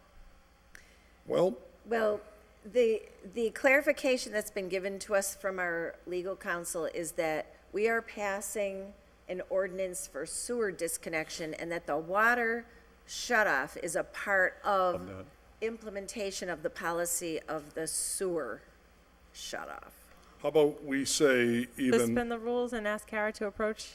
She wants to make that clarification. well, how about this? We have a written. Just that adopt an ordinance for adoption of the sewer disconnection policy, non-payment of bills, as an amendment to section 9090 of the ordinances. Right, that would be the amendment. This is I the would like to official make. language. The So- legal language says sewer. It's just the agenda is the original order. Right, so Correct. I just don't want there to be confusion if anybody goes into the language. And it's a one-page ordinance, so it's not, it's only got 4 sections to it, so it's not that overly long, but it is giving the water department, or you could add a clause that says water shutoff authority for the Hoyok Water Department for the non-payment of sewer bills, if you wish, or sewer disconnection policy. Because it's the sewer commission that is contracting with the water department for the shut-off services. So it's not really giving the water department that authority, it's giving the sewer commission that authority. Correct. That's exactly the point I'm making. Yeah, this is all semantics. So I just want to be clear. It's all in the articulated record it's all for the- articulated in the ordinance. Right, so I just Yeah. wanted to be clear in the minutes. That's all. We have better than minutes. We're going to have a law that's in writing that Gotcha. spells it out word for word, So we're good. what says exactly what we're voting on. So in that regard, since we're clear what we're voting on, Yeah. I'd like to make a motion to receive and adopt the committee report and pass the first reading. Okay. Motion's been made and seconded to receive and adopt the committee report and to pass its first reading. Under discussion, Counselor Vacan. I think we've clarified what is before us, and The idea is that as part of a new sewer disconnection policy, that there will be an agreement between the sewer and the water company, but under the ordinance that gives us the ability to disconnect sewer. One of the steps within that process being to shut off the water, and that there will be policy and procedures developed between the sewer commission and the water commission to implement that administrative portion. So in this way, we will affect that action under the sewer disconnection ordinance. Just one moment. Counselor LeBron Martinez. I'm sorry that I missed that meeting, but I'm curious, is there any, I know that there's policies that are gonna be developed, but when, for example, I'm just using an idea of when Holyoke Gas and Electric has to shut off someone, it's during a certain season that they can do that. My question, I'm concerned more about like elders, individuals that really cannot be up to date on their payments. Is there going to be specific arrangements? I mean, is this just an automatic shut off where I'm concerned where there's families with children, people with illnesses, that this will come up and that there's no options? I'm just curious about that. All right, I was just going to say, the water department they have a long-standing water shut-off policy.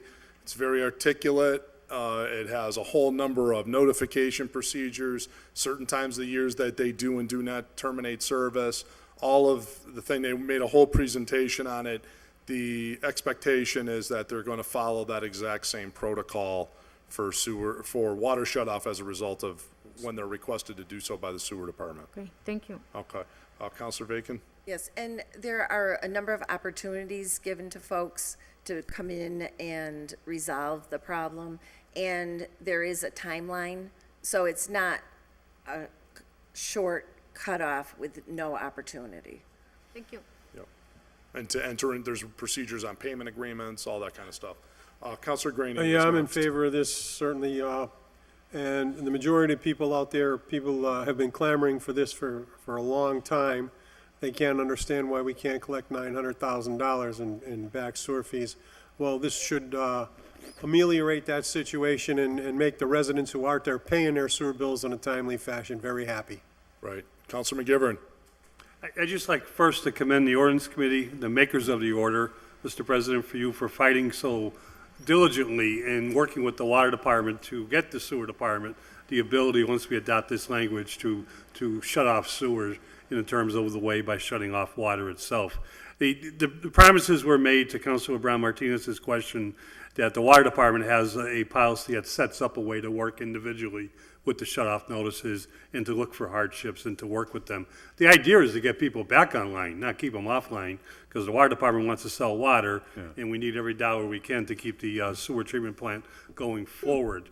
The water department certainly has been cooperative, but the DPW is going to take on a lot of work. And one of my questions was to the outgoing superintendent, who has always given us a fair answer and an honest answer, is the office ready to take this on? And he felt that they are, because they're going to, this is an office that 10 years ago, there was no demand letters. When there was 2 bills not paid, they simply turned it over to the tax collector to put a lien on the property. You know, sometimes it was maybe 30 or 40 bucks. They found a better way. They started sending out letters, and there's a little bit dug into the money that's not being paid. Now we need a way to send a demand letter that's followed up with a shut-off notice. And I think this gives them the teeth that they've needed and haven't had. The promise from the superintendent is the office is ready to take on that responsibility, and we'll work hard at it. Right. I think that to augment what you said as well, I think the point was made that they're going to bring it to people's attention if you're 6 months or more in arrears, so you don't get people with $4,000 bills that they're like, where do you even begin to pay that? Now you're only a couple quarters behind, and say, addressing it early on so they can actually get in a payment agreement where they could actually afford the terms of the payment agreement. Councilor Thompson. Yeah, I also echo Councilor McGivern's remarks about the work that the committee did and the sponsors of the order. One question I had, and I did watch that on TV that night, I believe, is there a payment that people have when they shut off the water to turn it back on? Yes. There is. And it's the same as what the water department uses now if you don't pay your water bill. During the week, non-weekends, non-holidays, it's $100 reconnection fee if you get to that point, right? If you insist, I want it on right now and it's Sunday afternoon, it's $200 on holidays and weekends. That's their fee for reconnecting it. But if you get to the point where you actually, because they mail you a notice, then they personally deliver a notice, then they certify mail a notice, then they mark the property actually with paint on the meter. And at that point, if you don't get the hint that they mean business at this point, right? And they actually shut it off, then you got to pay the $100 reconnection if you go Monday to Friday. But if you say you come back, you're gone for the weekend or whatever, and it's Saturday and no water, And the thing is, it's $200. if John Smith owes $300 in sewer fees, they shut off the water, he doesn't pay it. To turn it back on, he's paying for the water, but he can't do that until he pays a sewer fee. Correct. Okay, thank you. Counselor McGivern. There's a first option too, and that's enter into a payment plan, and they won't shut it off. That option's always available, and as long as they pay a little bit on the arrears and keep current with the new bills, they're okay. Counselor Bacon.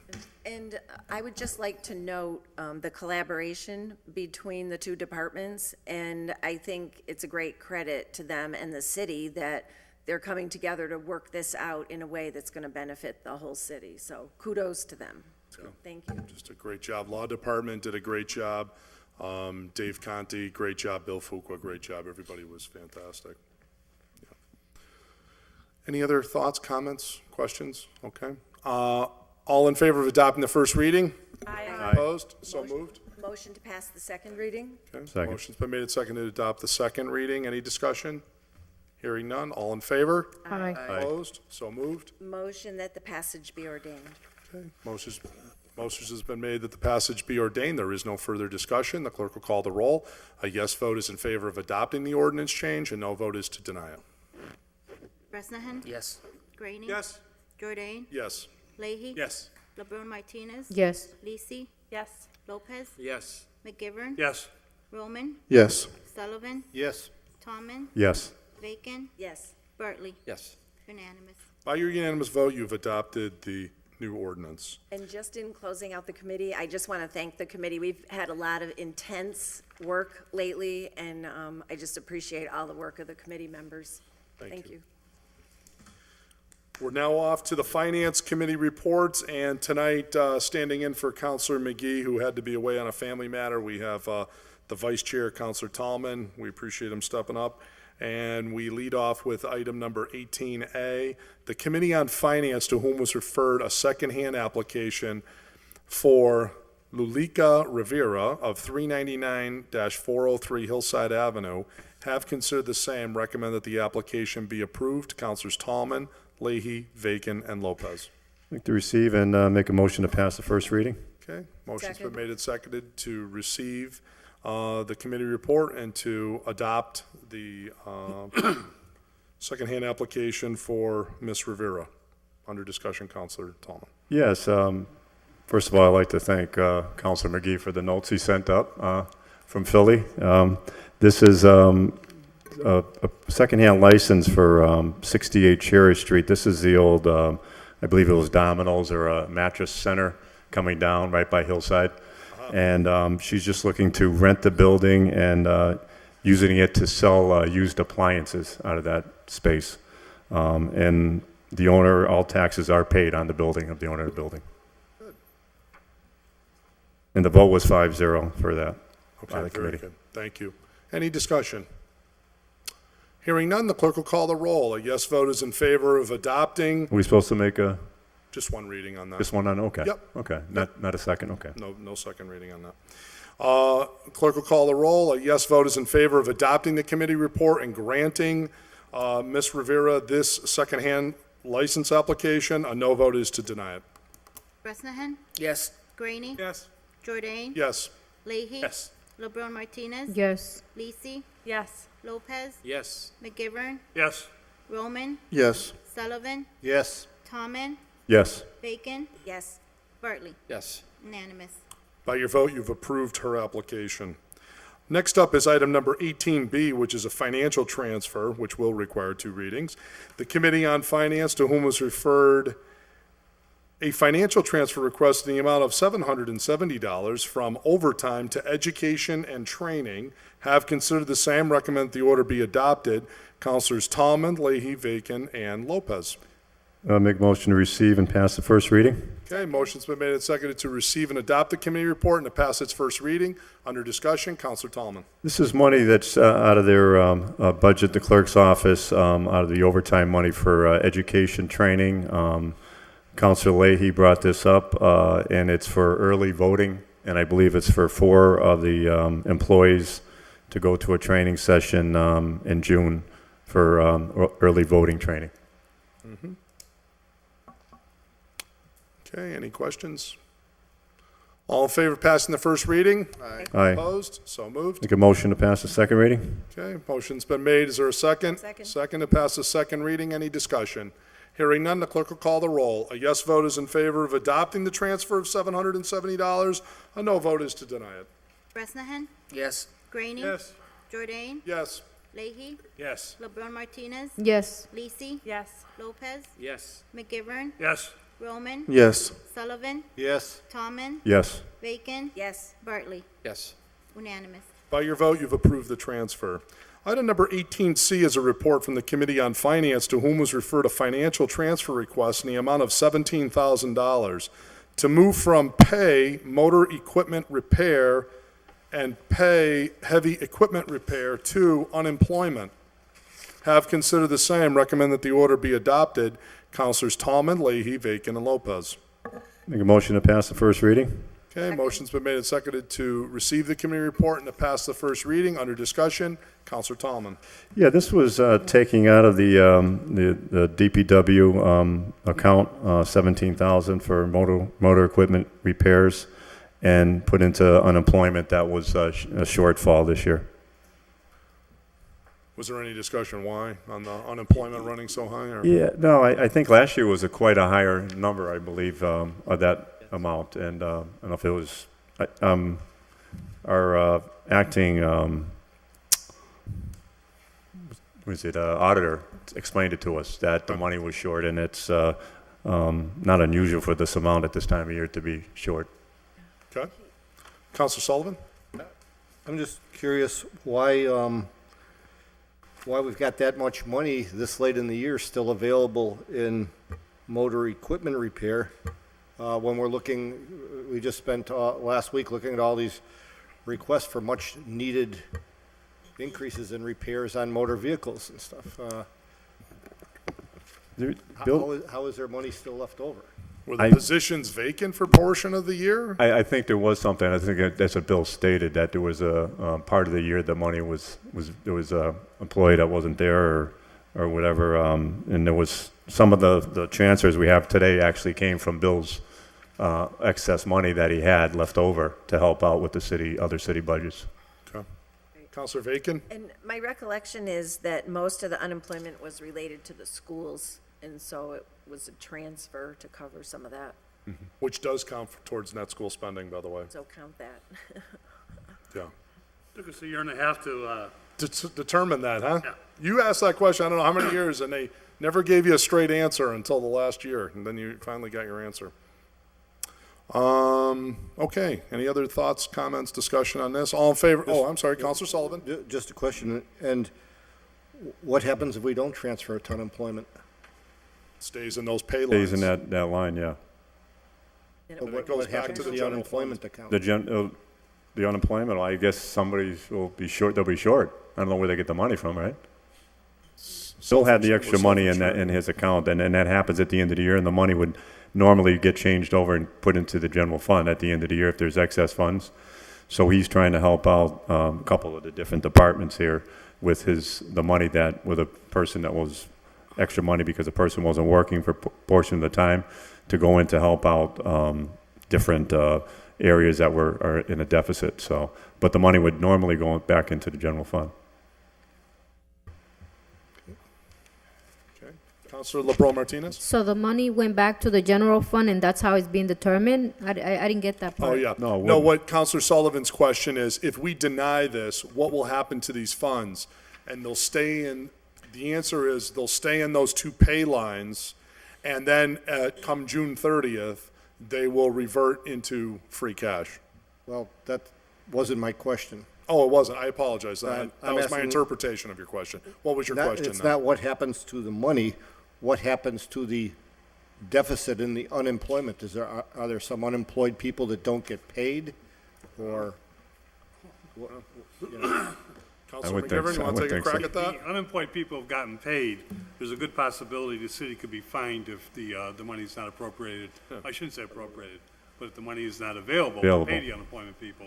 Right. Because we're self-insured. We have, even though we disagree with some of the layoffs, we have no choice over the unemployment.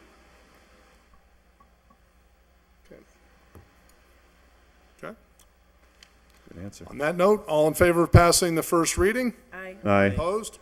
So moved. Make a motion to pass the second reading? Okay, Second. motion's been made and seconded to pass the second reading. Any discussion? Hearing none, the clerk will call the roll. A yes vote is in favor of adopting the transfer request. A no vote is to deny it. Bresnahan, No. Graney, Yes. Jordan, Yes. Leahy, Yes. LeBron Martinez, Yes. Lisi, Yes. Lopez, Yes. McGivern, Yes. Roman, Yes. Sullivan, No, Tommen, Yes. Bacon, Yes. Bartley. Yes. 11 yeas, 2 nays. By your vote, you've approved the transfer request. Item number 18D is a financial transfer request in the amount of $7,020 to be transferred from pay motor equipment operator to vacation buyback and sick leave buyback. Have considered the same, recommend that this order be adopted. Councilors Tallman, Leahy, Bacon, and Lopez. Motion to receive and pass the first reading? Second. Okay, motion's been made and seconded to receive the committee report, to pass its first reading. Under discussion, Councilor Tallman. Yes, this is money, as I said, Bill had a little bit extra left over. We had one employee that either left or whatever. And this is to pay the money needed to pay Dave Martins, because he was supposed to originally leave in, I believe, June, and he left May 1st. So they moved it up a little bit, so the money needed to be available in this fiscal year. So that's, Bill made it available to him, so that would be able to pay him his vacation and sick time. And he got his accrued vacation, which was 2020. His sick leave buyback, like other municipal employees, is capped at $5,000. Certain amount, right. Yeah, so he's going to get, so that's why the 70/20 number. Any other discussion? Okay, all in favor of passing the first reading? Aye. Aye. Opposed? So moved. I make a motion to pass the second reading? Second. Okay, motion's been made and seconded to pass the second reading. Is there any discussion? Hearing none, the clerk will call the roll. A yes vote is in favor of adopting the financial transfer request. A no vote is to deny it. Bresnahan, Yes. Graney, Yes. Jordan, Yes. Leahy, Yes. LeBron Martinez, Yes. Lisi, Yes. Lopez, Yes. McGivern, Yes. Roman, Yes. Sullivan, yes, Tommen, Yes. Bacon, Yes. Bartley. Yes. Unanimous. By your vote, you have approved the transfer request. Item number 18E is a financial transfer request in the amount of $38,217 from pay snow removal overtime and pay motor equipment repair to sick leave buyback and vacation leave buyback for the Hoyoke Police Department. This has been considered and recommended for adoption by the Finance Committee, and that's signed off by Councilors Tallman, Leahy, Bacon, and Lopez. Under discussion, motion? Make a motion to pass the first reading? Second. Motion's been made and seconded to receive and adopt the committee report and to pass its first reading. Under discussion, Councilor Tallman. Look, we had a decent winter, huh? This is extra money. Obviously, yeah. Yeah, we didn't have a lot of cleanup this year, and we had some extra money in the snow removal account. And this is to pay for, not a police department, it's a fire department employee. Fire department? Okay. Yeah, they came in and explained that this money was owed. Somebody had retired back in January, and he was actually waiting until now, which is pretty patient for an individual wait for this buyback, and that's for his sick leave and vacation, which is part of the contract. Okay, thank you. Question? Councilor Graney? Yeah, last week at the budget hearings, I questioned Superintendent Fuqua regarding the snow department, or the removal of snow and the leftover money from that account. He said there was upwards of $200,000 in it, and I asked him for an accounting of where that money went. I'm still waiting for that. I wonder when we're gonna get it, because I'd like to know where that $200,000 went. He said it was transferred out, so. If you don't get an answer, I'd file an order for our next meeting, so you get, under the charter, they have to give you that information. Okay, thank you. So- It would be much easier if we just, he Of just sent it course, to me. the easy approach is always the best, but if you're waiting this long, you may want to make it more formal. Counselor Sullivan? Yes, I'm seeing, as part of this 38,000, pay motor equipment repair again. What portion of that 38,000 is snow removal overtime, and what part of it is pay equipment repair? I'm not sure if Bill broke that actually. I have the breakdown. Do you have it? Yep. Snow removal overtime, $28,765.71. Pay motor equipment repair, $9,451.45. And Mr. Supkowitz's vacation buyback was $9,451.45, and his sick leave buyback was the $28,765.71.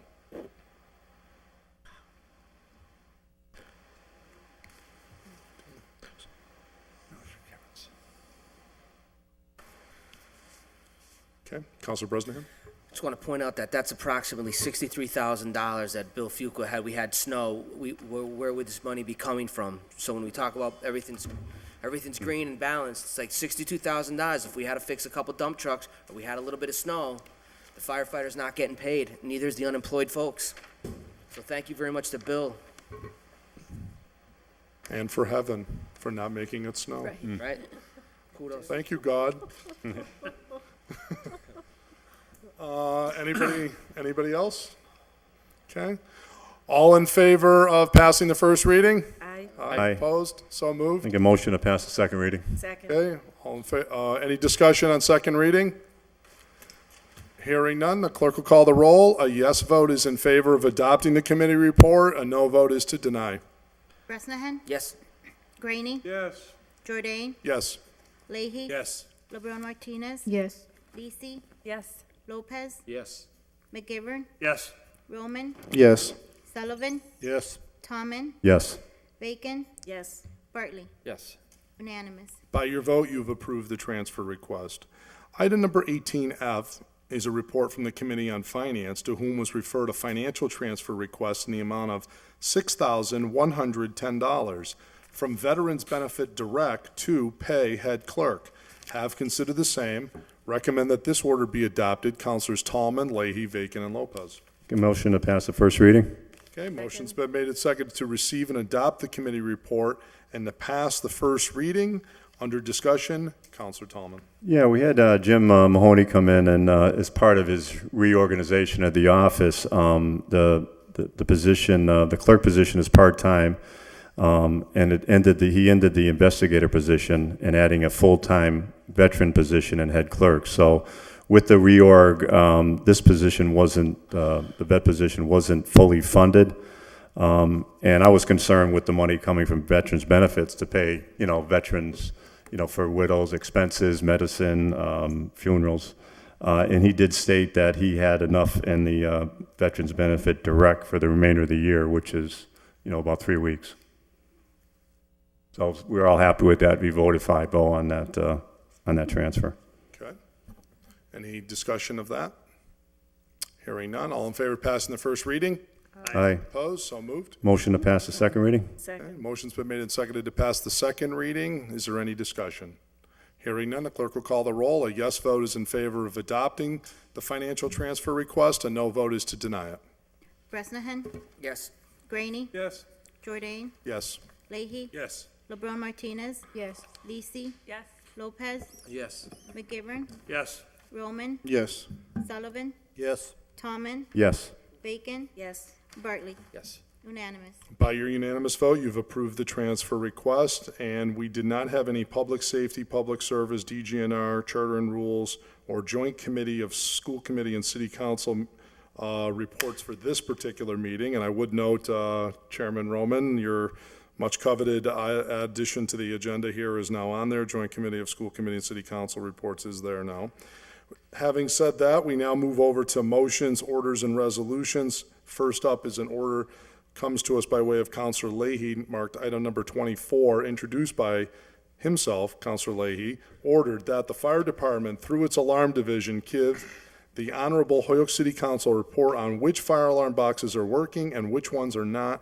For those that aren't functioning, please let us know what the plan is, either fixing or removing them. And I'll make a motion to receive, adopt, it's into the alarm division. Okay, motion's been made and seconded to receive and adopt and to refer to the alarm division. Councilor Sullivan? I'd like to co-sign on that. Sure. Yep, adding Councilor Sullivan as a co-sponsor of this, under discussion. Yeah, just very quickly, if you drive Councilor around the Leahy. city of Holyoke, a lot of these boxes are in disrepair. Some of them have trash bags over them.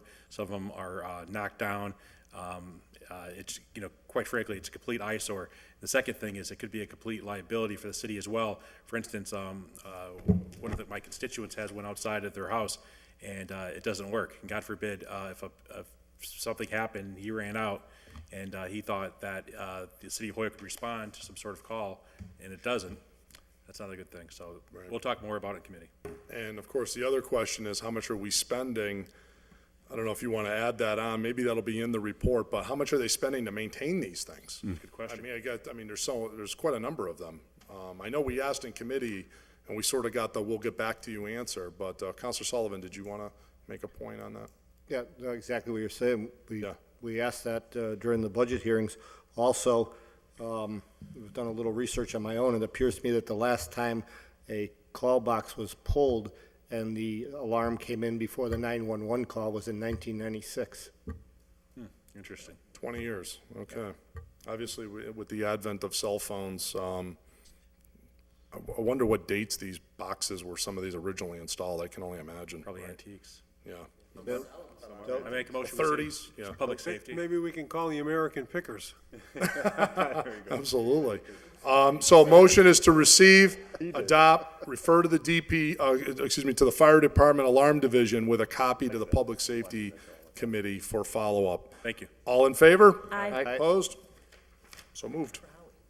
Item number 25 comes to us from Councilor LeBron Martinez. She has filed an order that says parking ordinances relative to Ray Street along Canal Walk be amended in accordance with the plans prepared for by the city engineer. Ordinance? Yes. Okay. Motion's been made and seconded to receive and refer to the ordinance committee. Any discussion? Hearing none. All in favor? Aye. Opposed? So moved.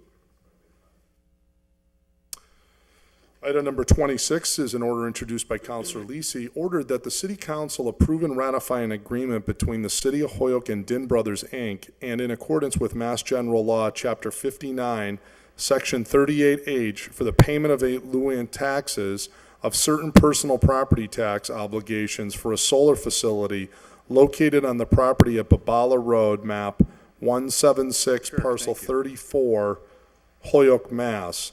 This is an amended order that reflected the wrong parcel ID number. So this was previously adopted by the council, but for whatever reason, we were given incorrect parcel information, and now this order has been filed to fix that. So receive and adopt. Okay?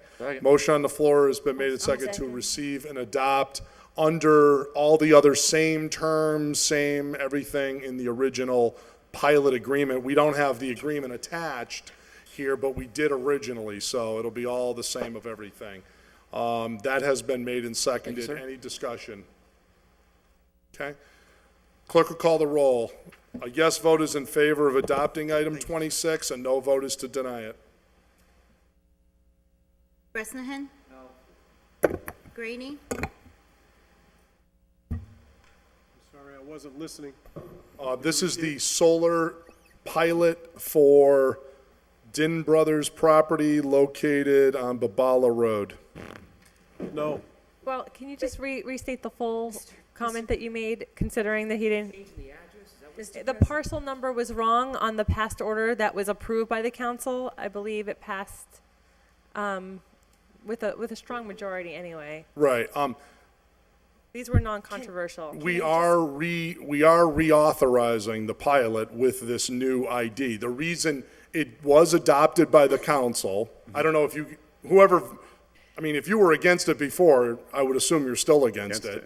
Albeit the reason it's back here is because we were given at that vote a certain parcel ID number, which turned out to be, we were given incorrect information. This information came to light when they went to handle the matter, and it is now back to us to fix that clerical error. So now we're readopting it with the correct information. Therefore, I suppose if people were against adopting it in the first place, then you're still against it, and if you're for it, then you're for it. From the right? top. That's as best as I can describe it.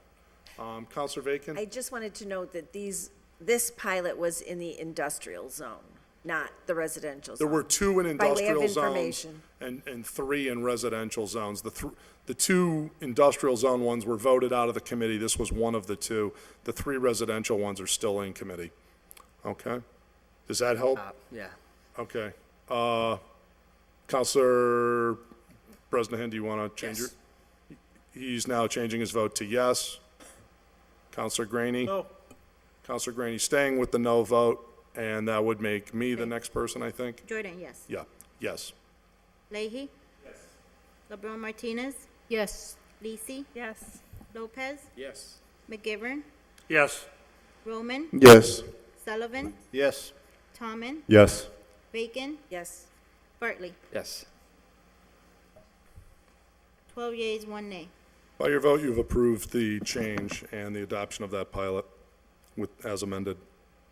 Item number 27 comes to us from Councilors Lopez and Roman, that the city council adopt a special permit application for any methadone clinics coming to the city.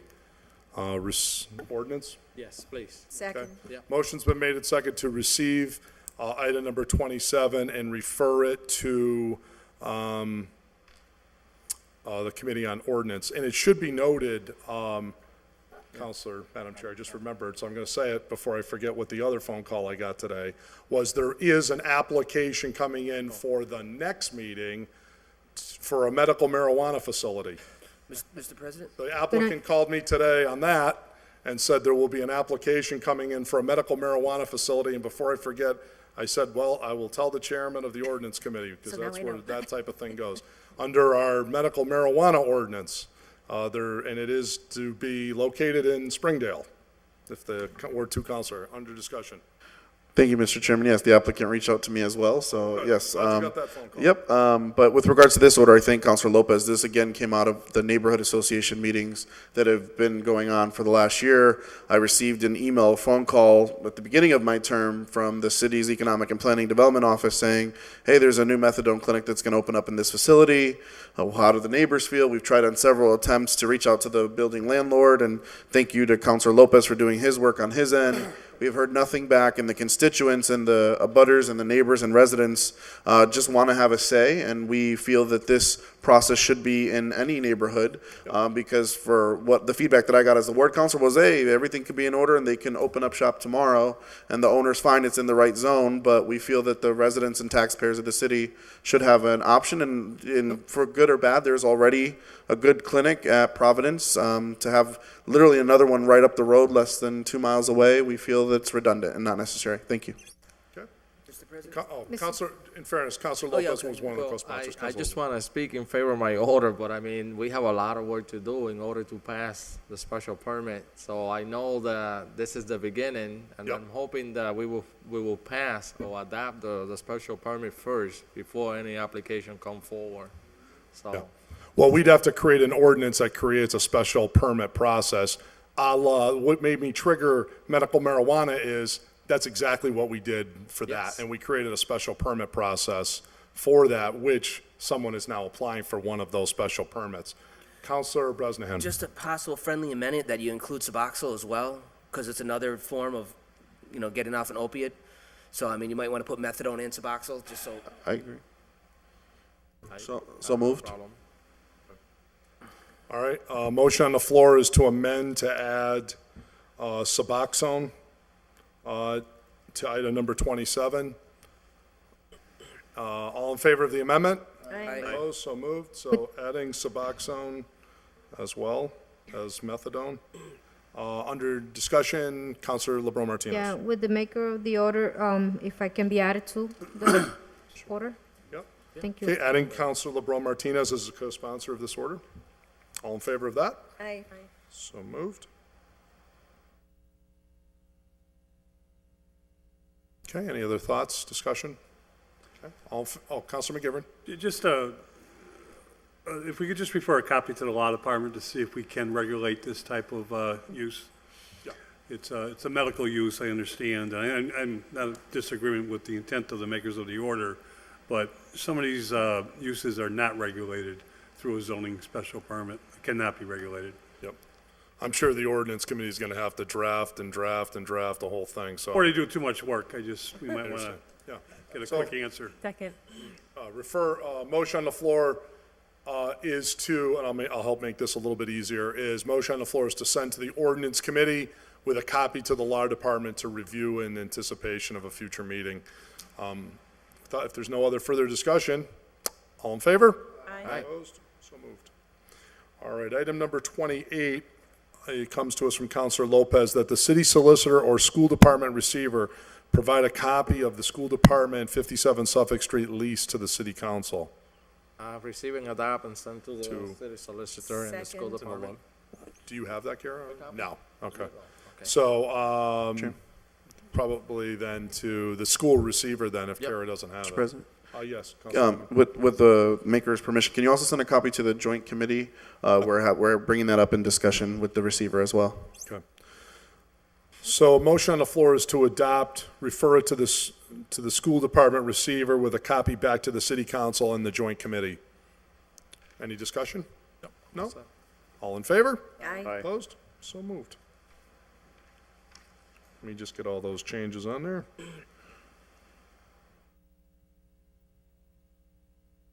Okay, all set. Item 29 comes to us from Counselor Lopez, that the DPW provide a copy of expenditures for the Commercial Street Gas Depot last 4 years, and who is authorized to use that depot? Can we do 29 and 30? Oh, you want to do together? 29 and 30 as a Yeah, they're package? going to the DPW, I guess. Okay. All right, motion to Second. suspend the rules to take up 29 and 30 as a package. All in favor of that? Aye. Opposed, so moved. Item number 30, introduced by Counselor Lopez, that the DPW provide a breakdown of expenditures for the recent relocation of the tax collector's office. Motion to send to the DPW and get the report back to the city council. Okay, motion's been made and seconded to receive and adopt both of these and refer them to the DPW to provide the city council these reports within Within 30 days? Within Is that- 30 days. Thank you. Okay? Thank you. Amendment to add 30 days, report back on both 29 and 30. Second. Okay, all in favor of that amendment? Aye. Okay, so moved. All in favor of adopting and referring to the DPW both items 29 and 30 as amended? All in favor? Aye. Opposed? So moved. Thank you.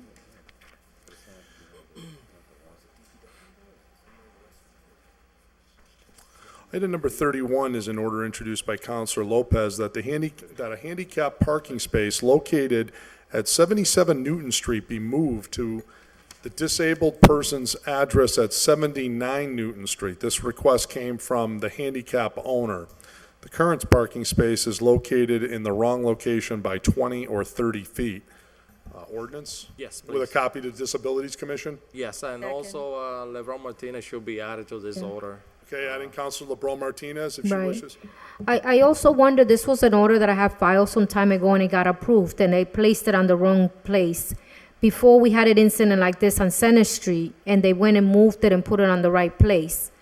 I mean, the order was filed for the right person. It's just that it got, I mean, not that it's assigned to a specific person, but it was within that street of Newton Street. And I'm just concerned that, you know, I spoke to the engineer, he said if that was the case, it just got to be moved. So I just wanted to wait for the order to be decided here today. I didn't want to overstep your boundaries, but I had spoken to the woman and I told her to please wait so I can speak to the engineer, but that's the process and I respect that. Can we just refer? Theoretically, the to measurements are engineer? supposed to be in the ordinance.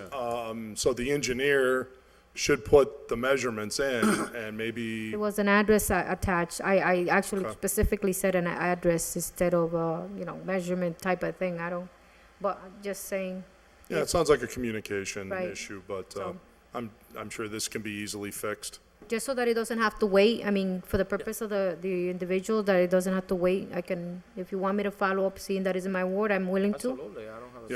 Yeah, it does require an ordinance change, though. Okay. These are established by ordinance, and therefore the measurements or the location would have to be changed by ordinance, but, I mean, we'll send it to committee. I'm sure these things are pretty non-controversial. They'll move right along.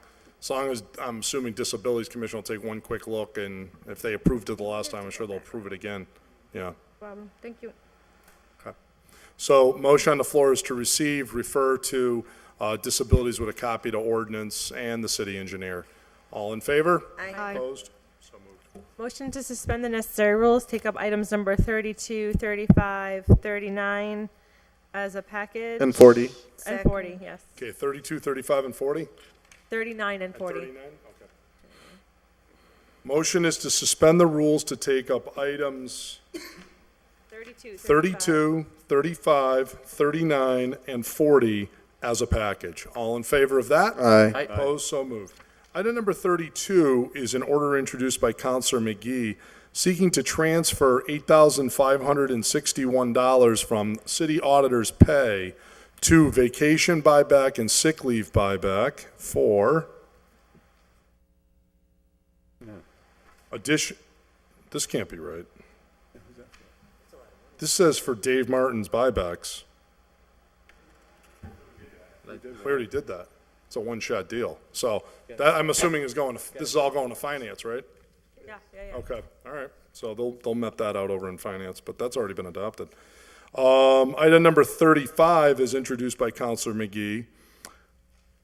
Remove $35,000 in interest on short-term debt, which we were told needed to be in the budget last year and is once again located there, and transfer it out to be spent on workers' compensation, $35,000.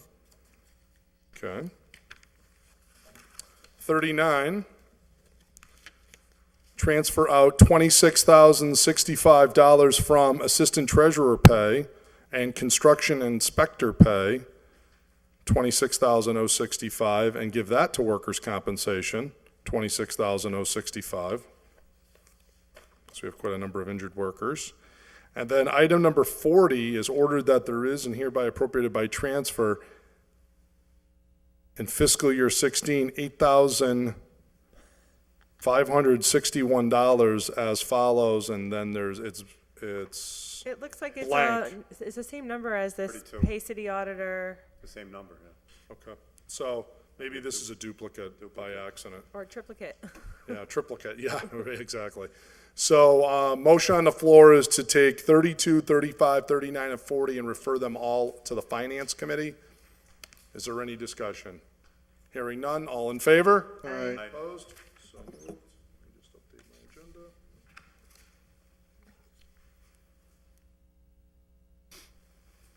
Okay, thank you, sir. This now brings us to item number 33. This is introduced by Counselor McGee. He's seeking to order that the city engineer, DPW, look into installing a stop sign at Old Jarvis and Bassett Road. Receive, send to ordinance. Okay, Second. motion's been made and seconded to receive and adopt, receive and refer to the ordinance committee. Any discussion? All in favor? Aye. Opposed? So moved. Item number 34 is in order that the DPW install temporary speed bumps on Old Jarvis and do a traffic study. Receive, adopt, refer to the DPW and the city engineer. Okay? I'd like Second. to, receive, adopt, and refer to the city engineer.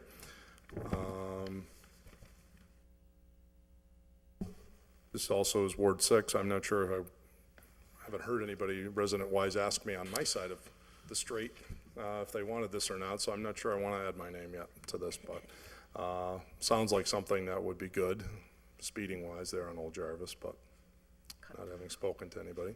So motion on the floor is to receive, adopt, and refer to the DPW. All in favor of that? Aye. Opposed? Okay. added to the quite lengthy list, speed bumps, of which we have 2 sets. We are now up to item 41, which comes to us by way of Counselor Roman. He's seeking to have a handicap sign placed in front of 556 South Stummer Street for Yvette Cruz. Ordinance with copy to disability? Yes, so moved. Second. Okay, motion's been made and seconded to receive and refer to the ordinance committee with a copy to the Disabilities Commission of item number 41. Any discussion? Hearing none, all in favor? Aye. Opposed? Item number 42 from Counselor Bartley. Ordered that the City of Holyoke requires that any city-owned vehicle used by outside vendors have the city insignia painted on it.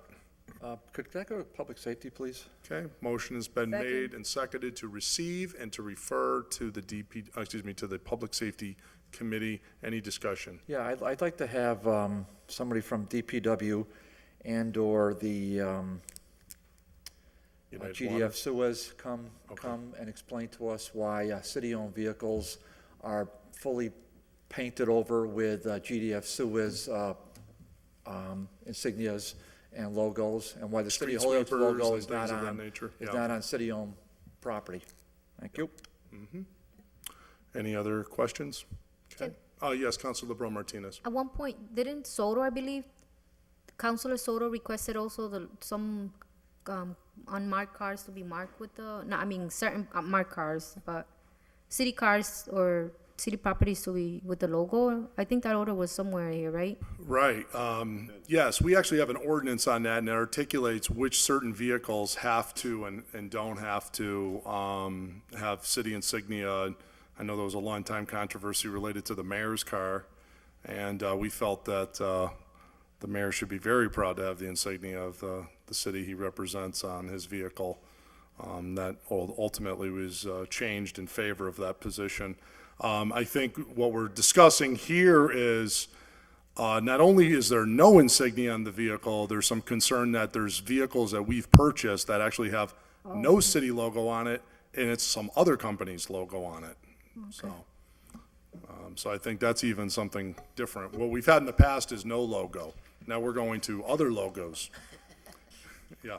So motion on the floor is to receive and refer to the Public Safety Committee. All in favor of that? Aye. Opposed? So moved.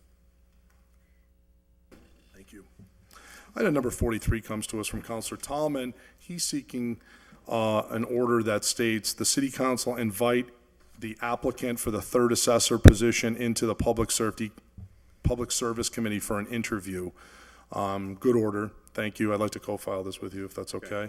Adding Counselor Jordan's name to this.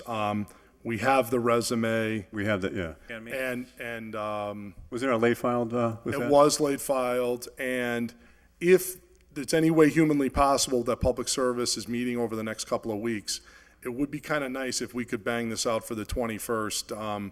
There is one candidate that they were able to, that did step forward and was recruited for what is currently a totally uncompensated position. There is no, this is a gratis to go to some certain meetings per year to meet the legal requirements on voting on abatements, but this will be an unfunded position. You add me to the order? Yeah, adding Counselor James Leahy to this.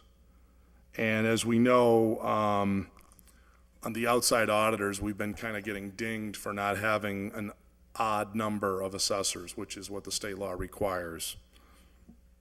Even though we were lobbied heavily to eliminate, probably 10 or 15 years ago, it's been now, to eliminate the third position as a money-saving measure by a former administration. So, Yeah. any other discussion? Counselor Tallman? No, I'm not going to say much, but I think this is something that we've been working on for a number of years, and Yeah. we've got, like you said, that was part of the audit, saying that you got to have this, and it just that it took so long. I think we should just get this taken care of. I agree. Yeah. Let's just get it over with. Yeah. All in favor of referring to public service? Aye. Opposed? So moved. Good order.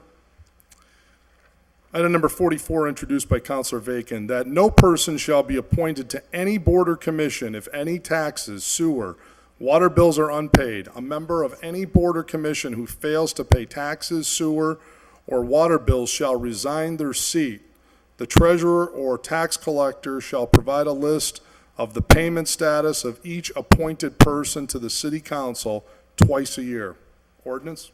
Yes, please. Okay. And the reason I filed this is because we're tightening up all over the city on people paying their bills. And we have in the past requested reports on this. And I just think it's fair that if we require people who have a business to be in compliance with other things for special permits and the like, that people who are in leadership positions in the city are held to the same standard. Yeah, actually, it's been maybe, 2 years? But I had filed a thing, and it was adopted, that we included all elected officials, all appointed officials, and it was published. Who among us owes taxes, sewer bills, fill in the blank, so that we're all right out there. Right out there, yeah. Yep. So I don't know if it's time to do that again, perhaps. But maybe if we make an ordinance and we make it systematic, every 6 months or once a year or something, it's published. I just think fair is fair in Absolutely. terms of the compliance. Highest ethical standards here. At least that's the goal. Move the motion. All in favor of referring to ordinance? Aye. Opposed? So moved. Item number 45, introduced by Councilor Bartley, that the City of Holyoke consider adding stop signs on Washington Avenue at the intersection of Charles Street and Chapin Street. Ordinance, please. Motion on the Second. floor is to receive, refer to ordinance. Any discussion? Citizens Here. request. I'm sorry? Citizens request. Citizens request. Always the greatest form of request. All in favor? Aye. Opposed? So moved. Item number 46, introduced by Councilor Bresnahan, request that a representative from the Fire Department, Health Department, Building Department, Planning Department come before Public Safety Committee to discuss the bed and breakfasts that are currently in operation, seeing the process that Jay's Bed and Breakfast just recently completed to be in compliance with any city and state laws. We need to ensure that other bed and breakfasts that are currently advertising and are in operation within the city of Holyoke have any and all licenses, are properly zoned, and are in fact legitimate. Thank you, Mr. President. Receive and refer to public safety. Second. Second. Motion has been made and seconded to receive and refer to the Public Safety Committee. Any discussion? No. No? Okay. Councilor McGivern? There's only been one bed and breakfast special permit issued. That's the one we just adopted. Right. There's 3 of them plus. No, I'm not saying there's nothing else open, No. but they need to be shut down. Yeah, there's 3 of them. I think that's what this is getting to. If there's some bootleg bread and breakfast running out there. Publicly then- advertised on the internet. That's not good. Yep. Interesting. Well, we need to get to the bottom of that. Certainly, yeah. My kids eat plenty of their own beds and breakfast. They will pretty well. All in favor of referring to the Public Safety Committee? Aye. Opposed? So moved. Item number 47, introduced by Councilor Bresnahan, ordered that the tax collector provide the city council with a list of the top 100 property owners that are not in compliance or current with their City of Holyoke tax bills. This top 100 list refers to the most monies owed to the city. Receive and refer to the tax collector. I have 2 friendly amendments. Do we want to add treasurer maybe to that too? Because she'll have the current stuff, treasurer will have, the all-time greatest list. Okay. Yeah, And I just wanted to put a time limit within 30 days. yes, within 30 days, And okay. also what do they have a game plan? Any actions that they're looking to do? So we don't start taking over buildings that are falling down again? Second. Okay, report back.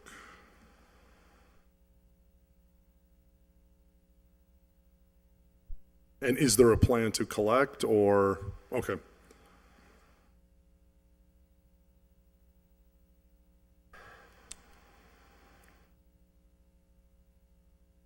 Can you send a copy to public safety as well?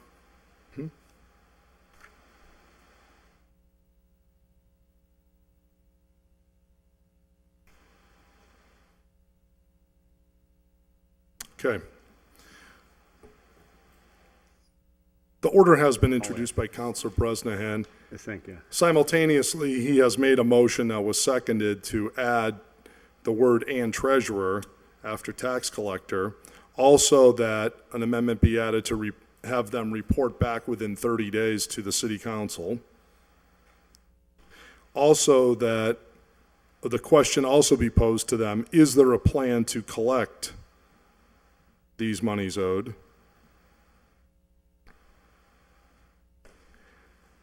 That this order be adopted with a copy to the Public Safety Committee. Any discussion? Hearing none, all in favor of adopting with a copy to send to the tax collector and treasurer with a copy to the Public Safety Committee? All in Aye. favor? Opposed? So moved.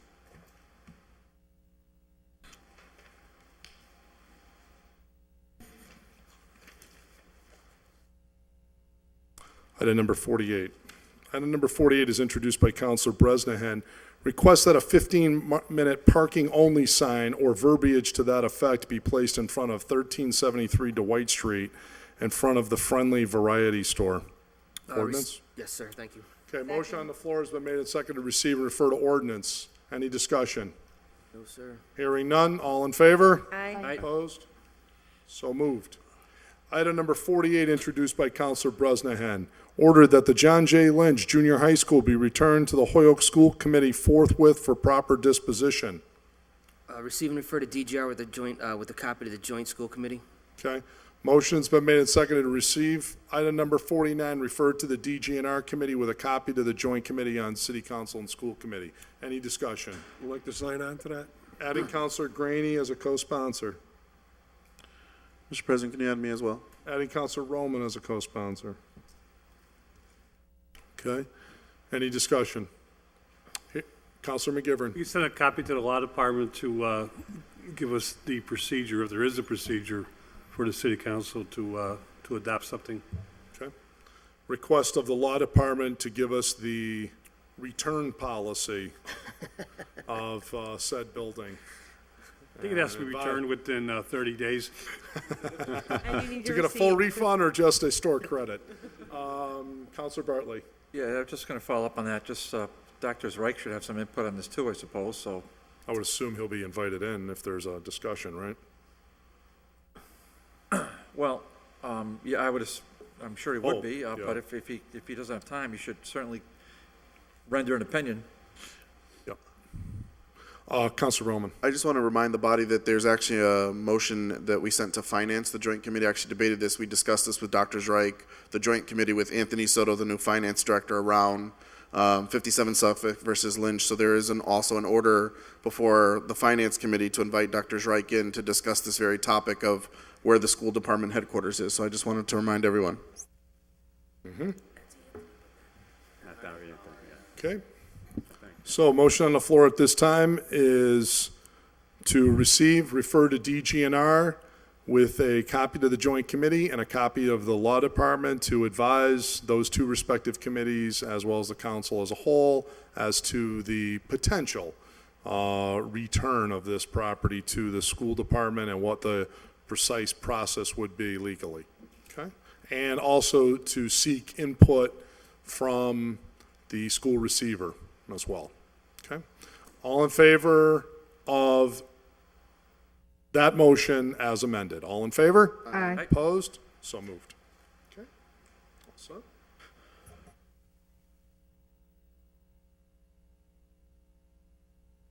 Item number 50. Item number 50 is introduced by Councilor Bresnahan. Order that the personnel director appear before the city council to discuss the hiring practices that took place for the purchasing director and the floating clerk.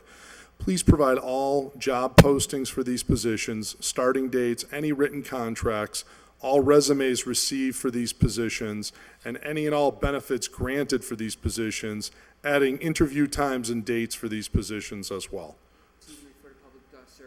Second. Motion's been made and seconded to receive and refer to the Public Service Committee. Any discussion? Okay, hearing none. Any other discussion? Hearing none. All in favor? Aye. Opposed? So moved. Item number 51 is introduced by Councilor Graney. Ordered that the City Council do whatever is necessary to preserve the John J. Lynch School for the people of Hoyoke. This includes doing a feasibility study to move the school department offices to that location and to open the building for all educational and recreational purposes for our children. This should come to fruition prior to the opening of school in September 2016. Do you want to send it to those committees that are, The DGNR, the joint city council, Okay. school committee, I'd like to send it to the finance committee and with a copy to the receiver. okay? Motion has been made and seconded to receive, refer to DGNR with copies to the joint committee and the finance committee, as well as a copy to the school receiver. Any discussion? And the law department. That, Excuse me. DGR has the recommendation on this. Is that correct? DGNR has the what? Would have the recommendation. Yeah, on they're going to this. be the main committee acting on this. Yep. The others are just sort of to take note.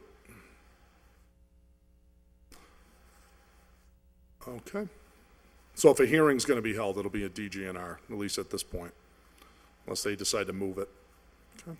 All in favor? Aye. Opposed? So moved. Item number 52, introduced by Councilor Graney, that the Hoyoke Fire Department or other appropriate agencies conduct an evacuation study for the school department offices at 57 Suffolk Street.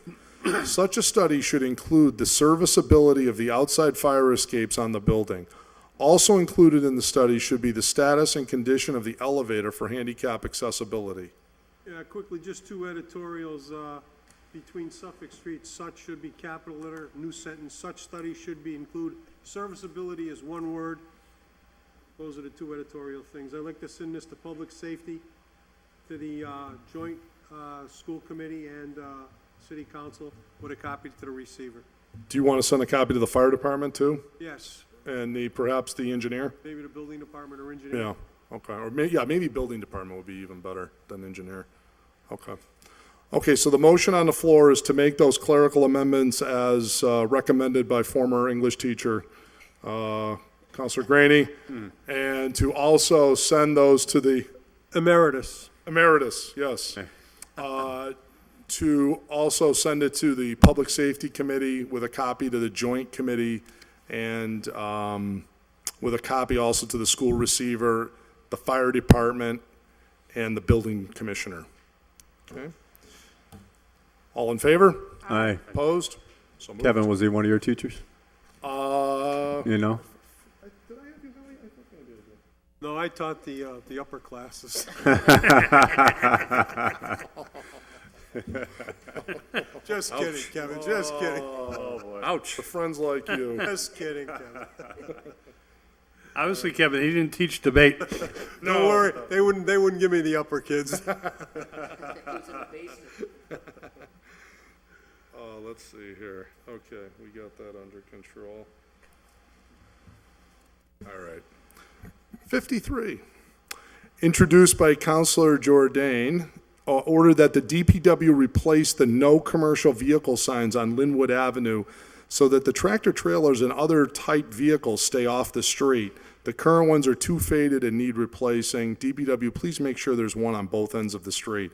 I'd request that this be received and adopted and referred to the DPW. So moved. So moved, second. Any discussion? All in favor? Aye. Opposed? So moved. Thank you. Item number 54 is an order introduced by Councilor Jordan that a handicap sign be placed in front of 72 Leary Drive for Marie Hernandez. See to refer to ordinance. With a Second. copy to the Disabilities Commission. Second. Okay. All in favor? Aye. Opposed? So moved.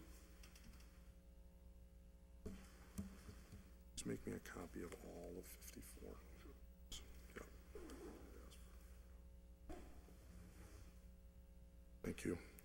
Item number 55 is introduced by Councilor Jordan that Magnolia Ave, Mackenzie Ave, and Portland Street be reviewed for a three-way stop and approved as a three-way stop if deemed appropriate. I'd request that this go to ordinance with a copy to the city engineer. So moved. Okay.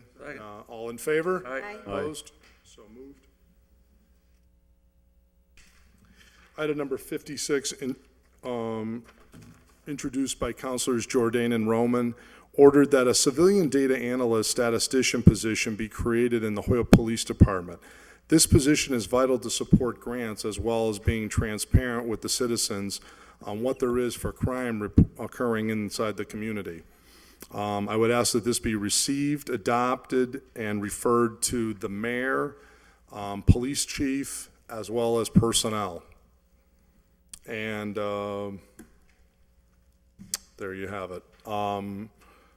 Is there a second to that? Second. Second, okay. Just briefly under discussion, basically, there is nobody doing this position. There was an officer doing these kind of like duties, but this person has been transferred due to moves inside the department. There's now no one performing these tasks, and it was recommended to me and Counselor Roman by the senior leadership of the police department that they thought what Springfield did, which was to create a civilian position, to do this as opposed to having a police officer do it, so we have one more officer on the street, this would be a good opportunity to do that, because everything to get the grants is how much crime, what kind of crime, what are you doing, how many officers, everything is bean counting, you know, and we really need this to support that. And then we're getting a lot of good questions about stuff like, how much crime here? How much crime in Ward 6? How much crime in Ward 2? How much crime here or there? What kinds of crime? What are we doing? Statistics. We need information to make intelligent decisions,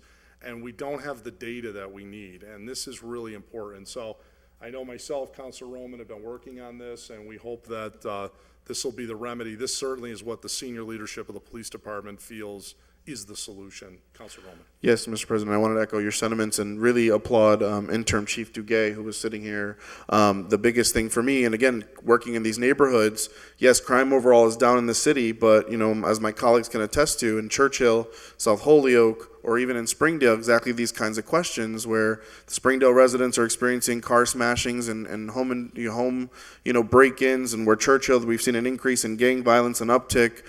We've heard recently from Interim Chief Duguay that even on the city website, there used to be a crime spot so you can see exactly what crimes that has now been cut under all these budget cuts. So with this position, you can still track that kind of specific data, specific things. And when we're trying to target things like community policing or specific grants to specific neighborhoods, this is an extremely good position. I applaud Interim Chief Duguay and her team for coming in, and my colleague, thank you, Council President Jourdain, for working on this. And I think the residents of the neighborhoods want this specific statistics. Thank you. Councilor Sullivan? Yes, is this a full-time position or a part-time position? This would be full-time. I mean, we're generating that much statistics and stuff that it'd be a 40-hour-a-week job? I would think so, absolutely. It was formerly a full-time job. And the Springfield position is also a full-time position. It's probably a position that pays, upper 30s, $40,000 a year type position, I would envision, something like that. There's a whole job description, I could get it to you as to what is recommended. But yes, I believe this could be absolutely a full-time position.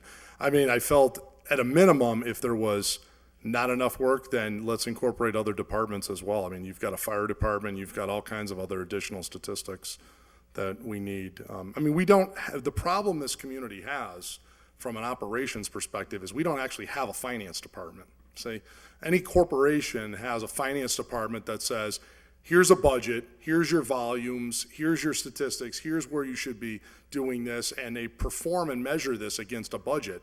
We have an auditor. An auditor is theoretically to be, what are the gap standards, that you're not misappropriating money or you're not spending money towards not in conformancy with accounting regulations. But that's general ledger accounting. A true finance department has these type of analyst positions.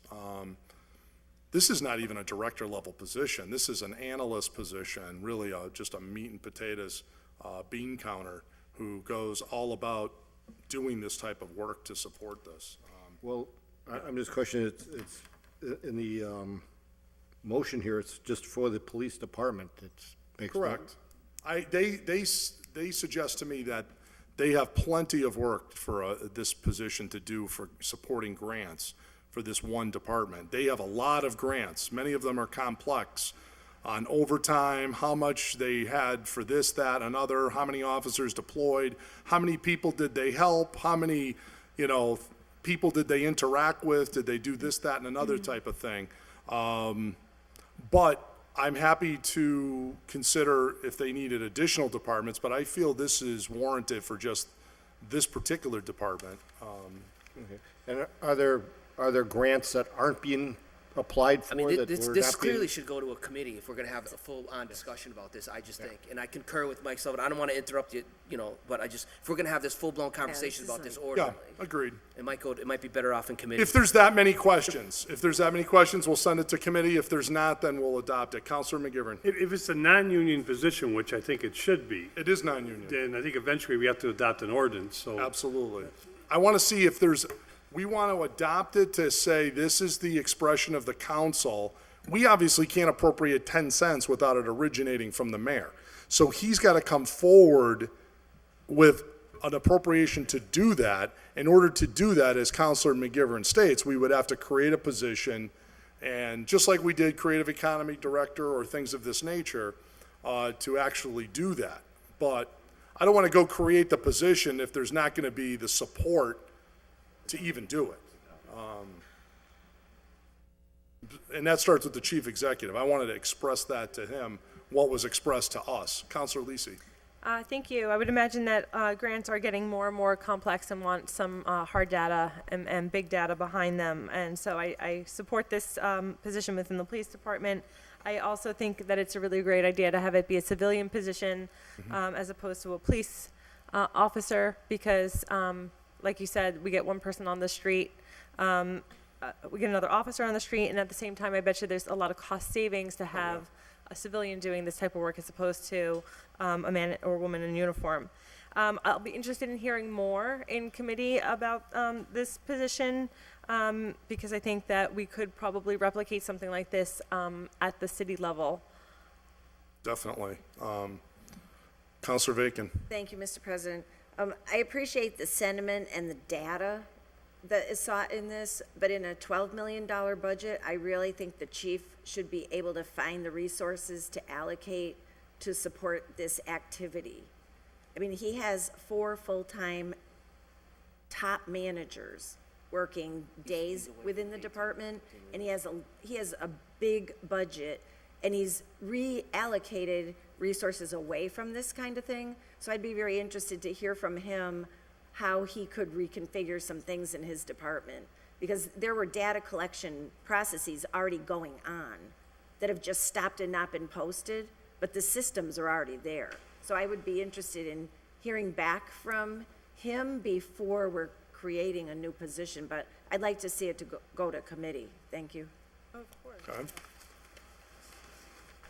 General sense, do people feel comfortable with this, or do they feel we need a committee meeting on this? Committee meeting, yeah. Committee meeting on it? Yeah. Okay. Counselor Roman? I would just make one last appeal to my colleagues to just say that, during the police, budgetary hearings, we kind of really tossed this around. Yes, we and did. to go to your sentiments, Mr. President, we're expressing to the chief executive, because that's where it would come to, then the order would come back to us that this position is created, and then it would get sent to a committee. But I think I can tell you and just to give you an example of why this is so important, and I think Interim Chief Duguay, for having this discussion, they pull a police officer from these positions to then do the beat or the supervisor work, 1. 2, if right now any of the ward counselors or at-large counselors, you called the police department and said, hey, I need to know by neighborhood how much crime or data in this neighborhood, and we heard the statistics around the overdose rates going up, we can't even pinpoint or get specific data. That's from a national server. We can't get specific data into what neighborhoods those are impacting. So what I would like to see, again, with the consensus of the body, is that we do pass this. It's just a sentiment saying, hey, we want to explore this. Please, Mr. Mayor, please, Police Chief, if this is the will of the body, we would like to explore this. You create the position, because it has to be funded and created from that end. Right. Send it back to us, then we could send it to committee to explore it. But this, I would advocate that my colleagues please just pass this tonight. Thank you. I think that's a great point, that if we were to adopt this, please be mindful that there would still have to be a whole process of getting the funds, creating an ordinance, and that would be, I'm sure, multiple committee hearings. So this is the concept, if people will indulge us on that portion of it. Counselor Graney? Can I move to adopt it? Yes. I'd like to do that. All right, motion has been made and seconded to adopt. All in favor? Aye. Opposed? No. So moved. Motion to adjourn? Second. Aha. One more? We're now into the late file section. Guilty. 7. Late file A. Oh, how many? Goes up to O. About 6. And the first one comes to us from Council Leahy. How ironic. Good stuff, though, good stuff. Late file A, introduced by Councilor Leahy, order that the United Water clean out the catch basin on Main Street and Meadow Street. Water is backed up to the parking lot of the Springdale Lunch at times. This has been an ongoing problem. Suspend the rules to adopt. Yes, suspend the rules to take up final action on this item. All in favor? Aye. Opposed, so moved. Receive and adopt, right? Receive and adopt, refer to the DPW and United Water. Any discussion? All in favor? Aye. Opposed, so moved, adopted. Late file B, introduced by Counselor Bartley. Ordered that the HG&E affix a street light to pole number 9 on Longwood Avenue. This is a constituent request, and because it is a new street light, approval of the city council is required. The HG&E agrees that the street light is needed. Would you like to take up some final action? Yeah, or- we'll suspend our rules, take final action. Okay, motion is to Second suspend it. the rules to take up final action on late file B. All in favor of that? Aye. Aye. Opposed, so moved. A motion? Motion to approve, adopt. and Adopt. refer to Send it over to the HG&E. G&E and the mayor? Yep. Okay, motion's been made and seconded to receive and adopt late file B and to refer that over to the G&E and the mayor to establish this street light on pole 9 in Longwood Avenue. Any discussion? All in favor? Aye. Opposed? So moved. Adopted. Thank you. Late file C, introduced by Counselor Vacan, that an ordinance pertaining to the supervision of appointees of the city council be reviewed and amended as needed. Ordinance? Yeah. Okay, motion on the floor is to receive, refer to ordinance. All in favor? Aye. Opposed? So moved. Late file D, introduced by Counselor Jordan, that the city council invite in the applicant for the third assessor to the public, third assessor position to the Public Service Committee for an interview. Just so everyone knows, her name is Maureen Cronin of 14 Phillip Drive. And she has a good deal amount of assessing experience. And motion on the floor is to send it over to Public Service. Second. All in favor of that? Aye. Opposed? So moved. Late file E. Late file E is introduced by Counselor Bartley, that the HG&E affix a street light to the pole number 9 on Longwood Ave. This is a duplicate. Not a problem. So, we can just, take motion, suspend the rules to take up final action. All in favor? Aye. Aye. Motion to give, late file E leave to withdraw as a duplicate. All in favor of giving item late file E leave to withdraw? All in favor? Opposed? So moved. Late file F, our last matter of the evening, comes to us by way of Counselor Graney. He states that the city council receive an accounting of all of the leftover funds from the snow removal account. Such a report shall include any and all transfers from that account. Letter to DPW. Okay, motion on the floor is to suspend the rules to take a final action on late file F. All in Second. favor of that? Aye. Opposed, so moved. Motion on the floor is to receive, adopt, refer to the DPW with a report back to the city council within 2 weeks? 2 weeks. 2 weeks, 2 yeah. weeks? A copy to the auditor, and we might get it quicker with the Yeah. interdepartment transfer report. Yeah. The interdepartment transfer report does have that. Unfortunately, I think the most recent version we have is only through April 30th. But they're always about a month behind. But yes, with a copy to the accountant, the city auditor.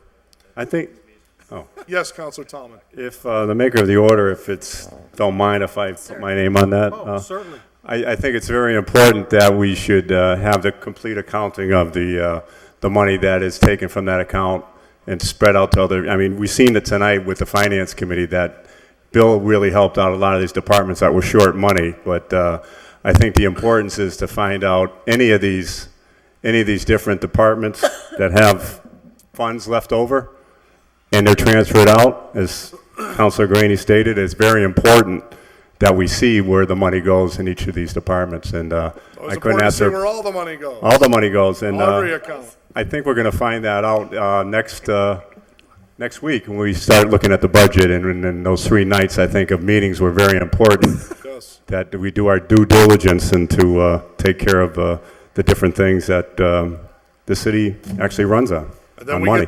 we get to decide where the money won't go. On the motion, Mr. President, on the Okay, motion. Motion, oh, we turn into pumpkins at 10? All Yeah, I right. think so. Motion on the floor is to receive, adopt. Wait, Counselor Leahy? Counselor Leahy under discussion. Just very quickly, I would also suggest that if I could add my name to that as well. Of course. Oh, I think that'd be great. Now they're certain to do it. Sounds good. And I think anybody that really wants to find out, we could contact Bill. Yes. We should contact Bill if we have to find out too, so. Very good. All in favor of adopting late file F and referring it to the DPW with a copy of the city auditor? All in favor? Aye. Opposed? Aye. So moved. Motion to Unfortunately, adjourn. we have no more items. Motion to adjourn. Second. Okay, motion to adjourn is in order and made. Is there a 10:01. second? It's a Seconded. record. All in favor? Aye. Aye, opposed? We stand adjourned. Ring the bell.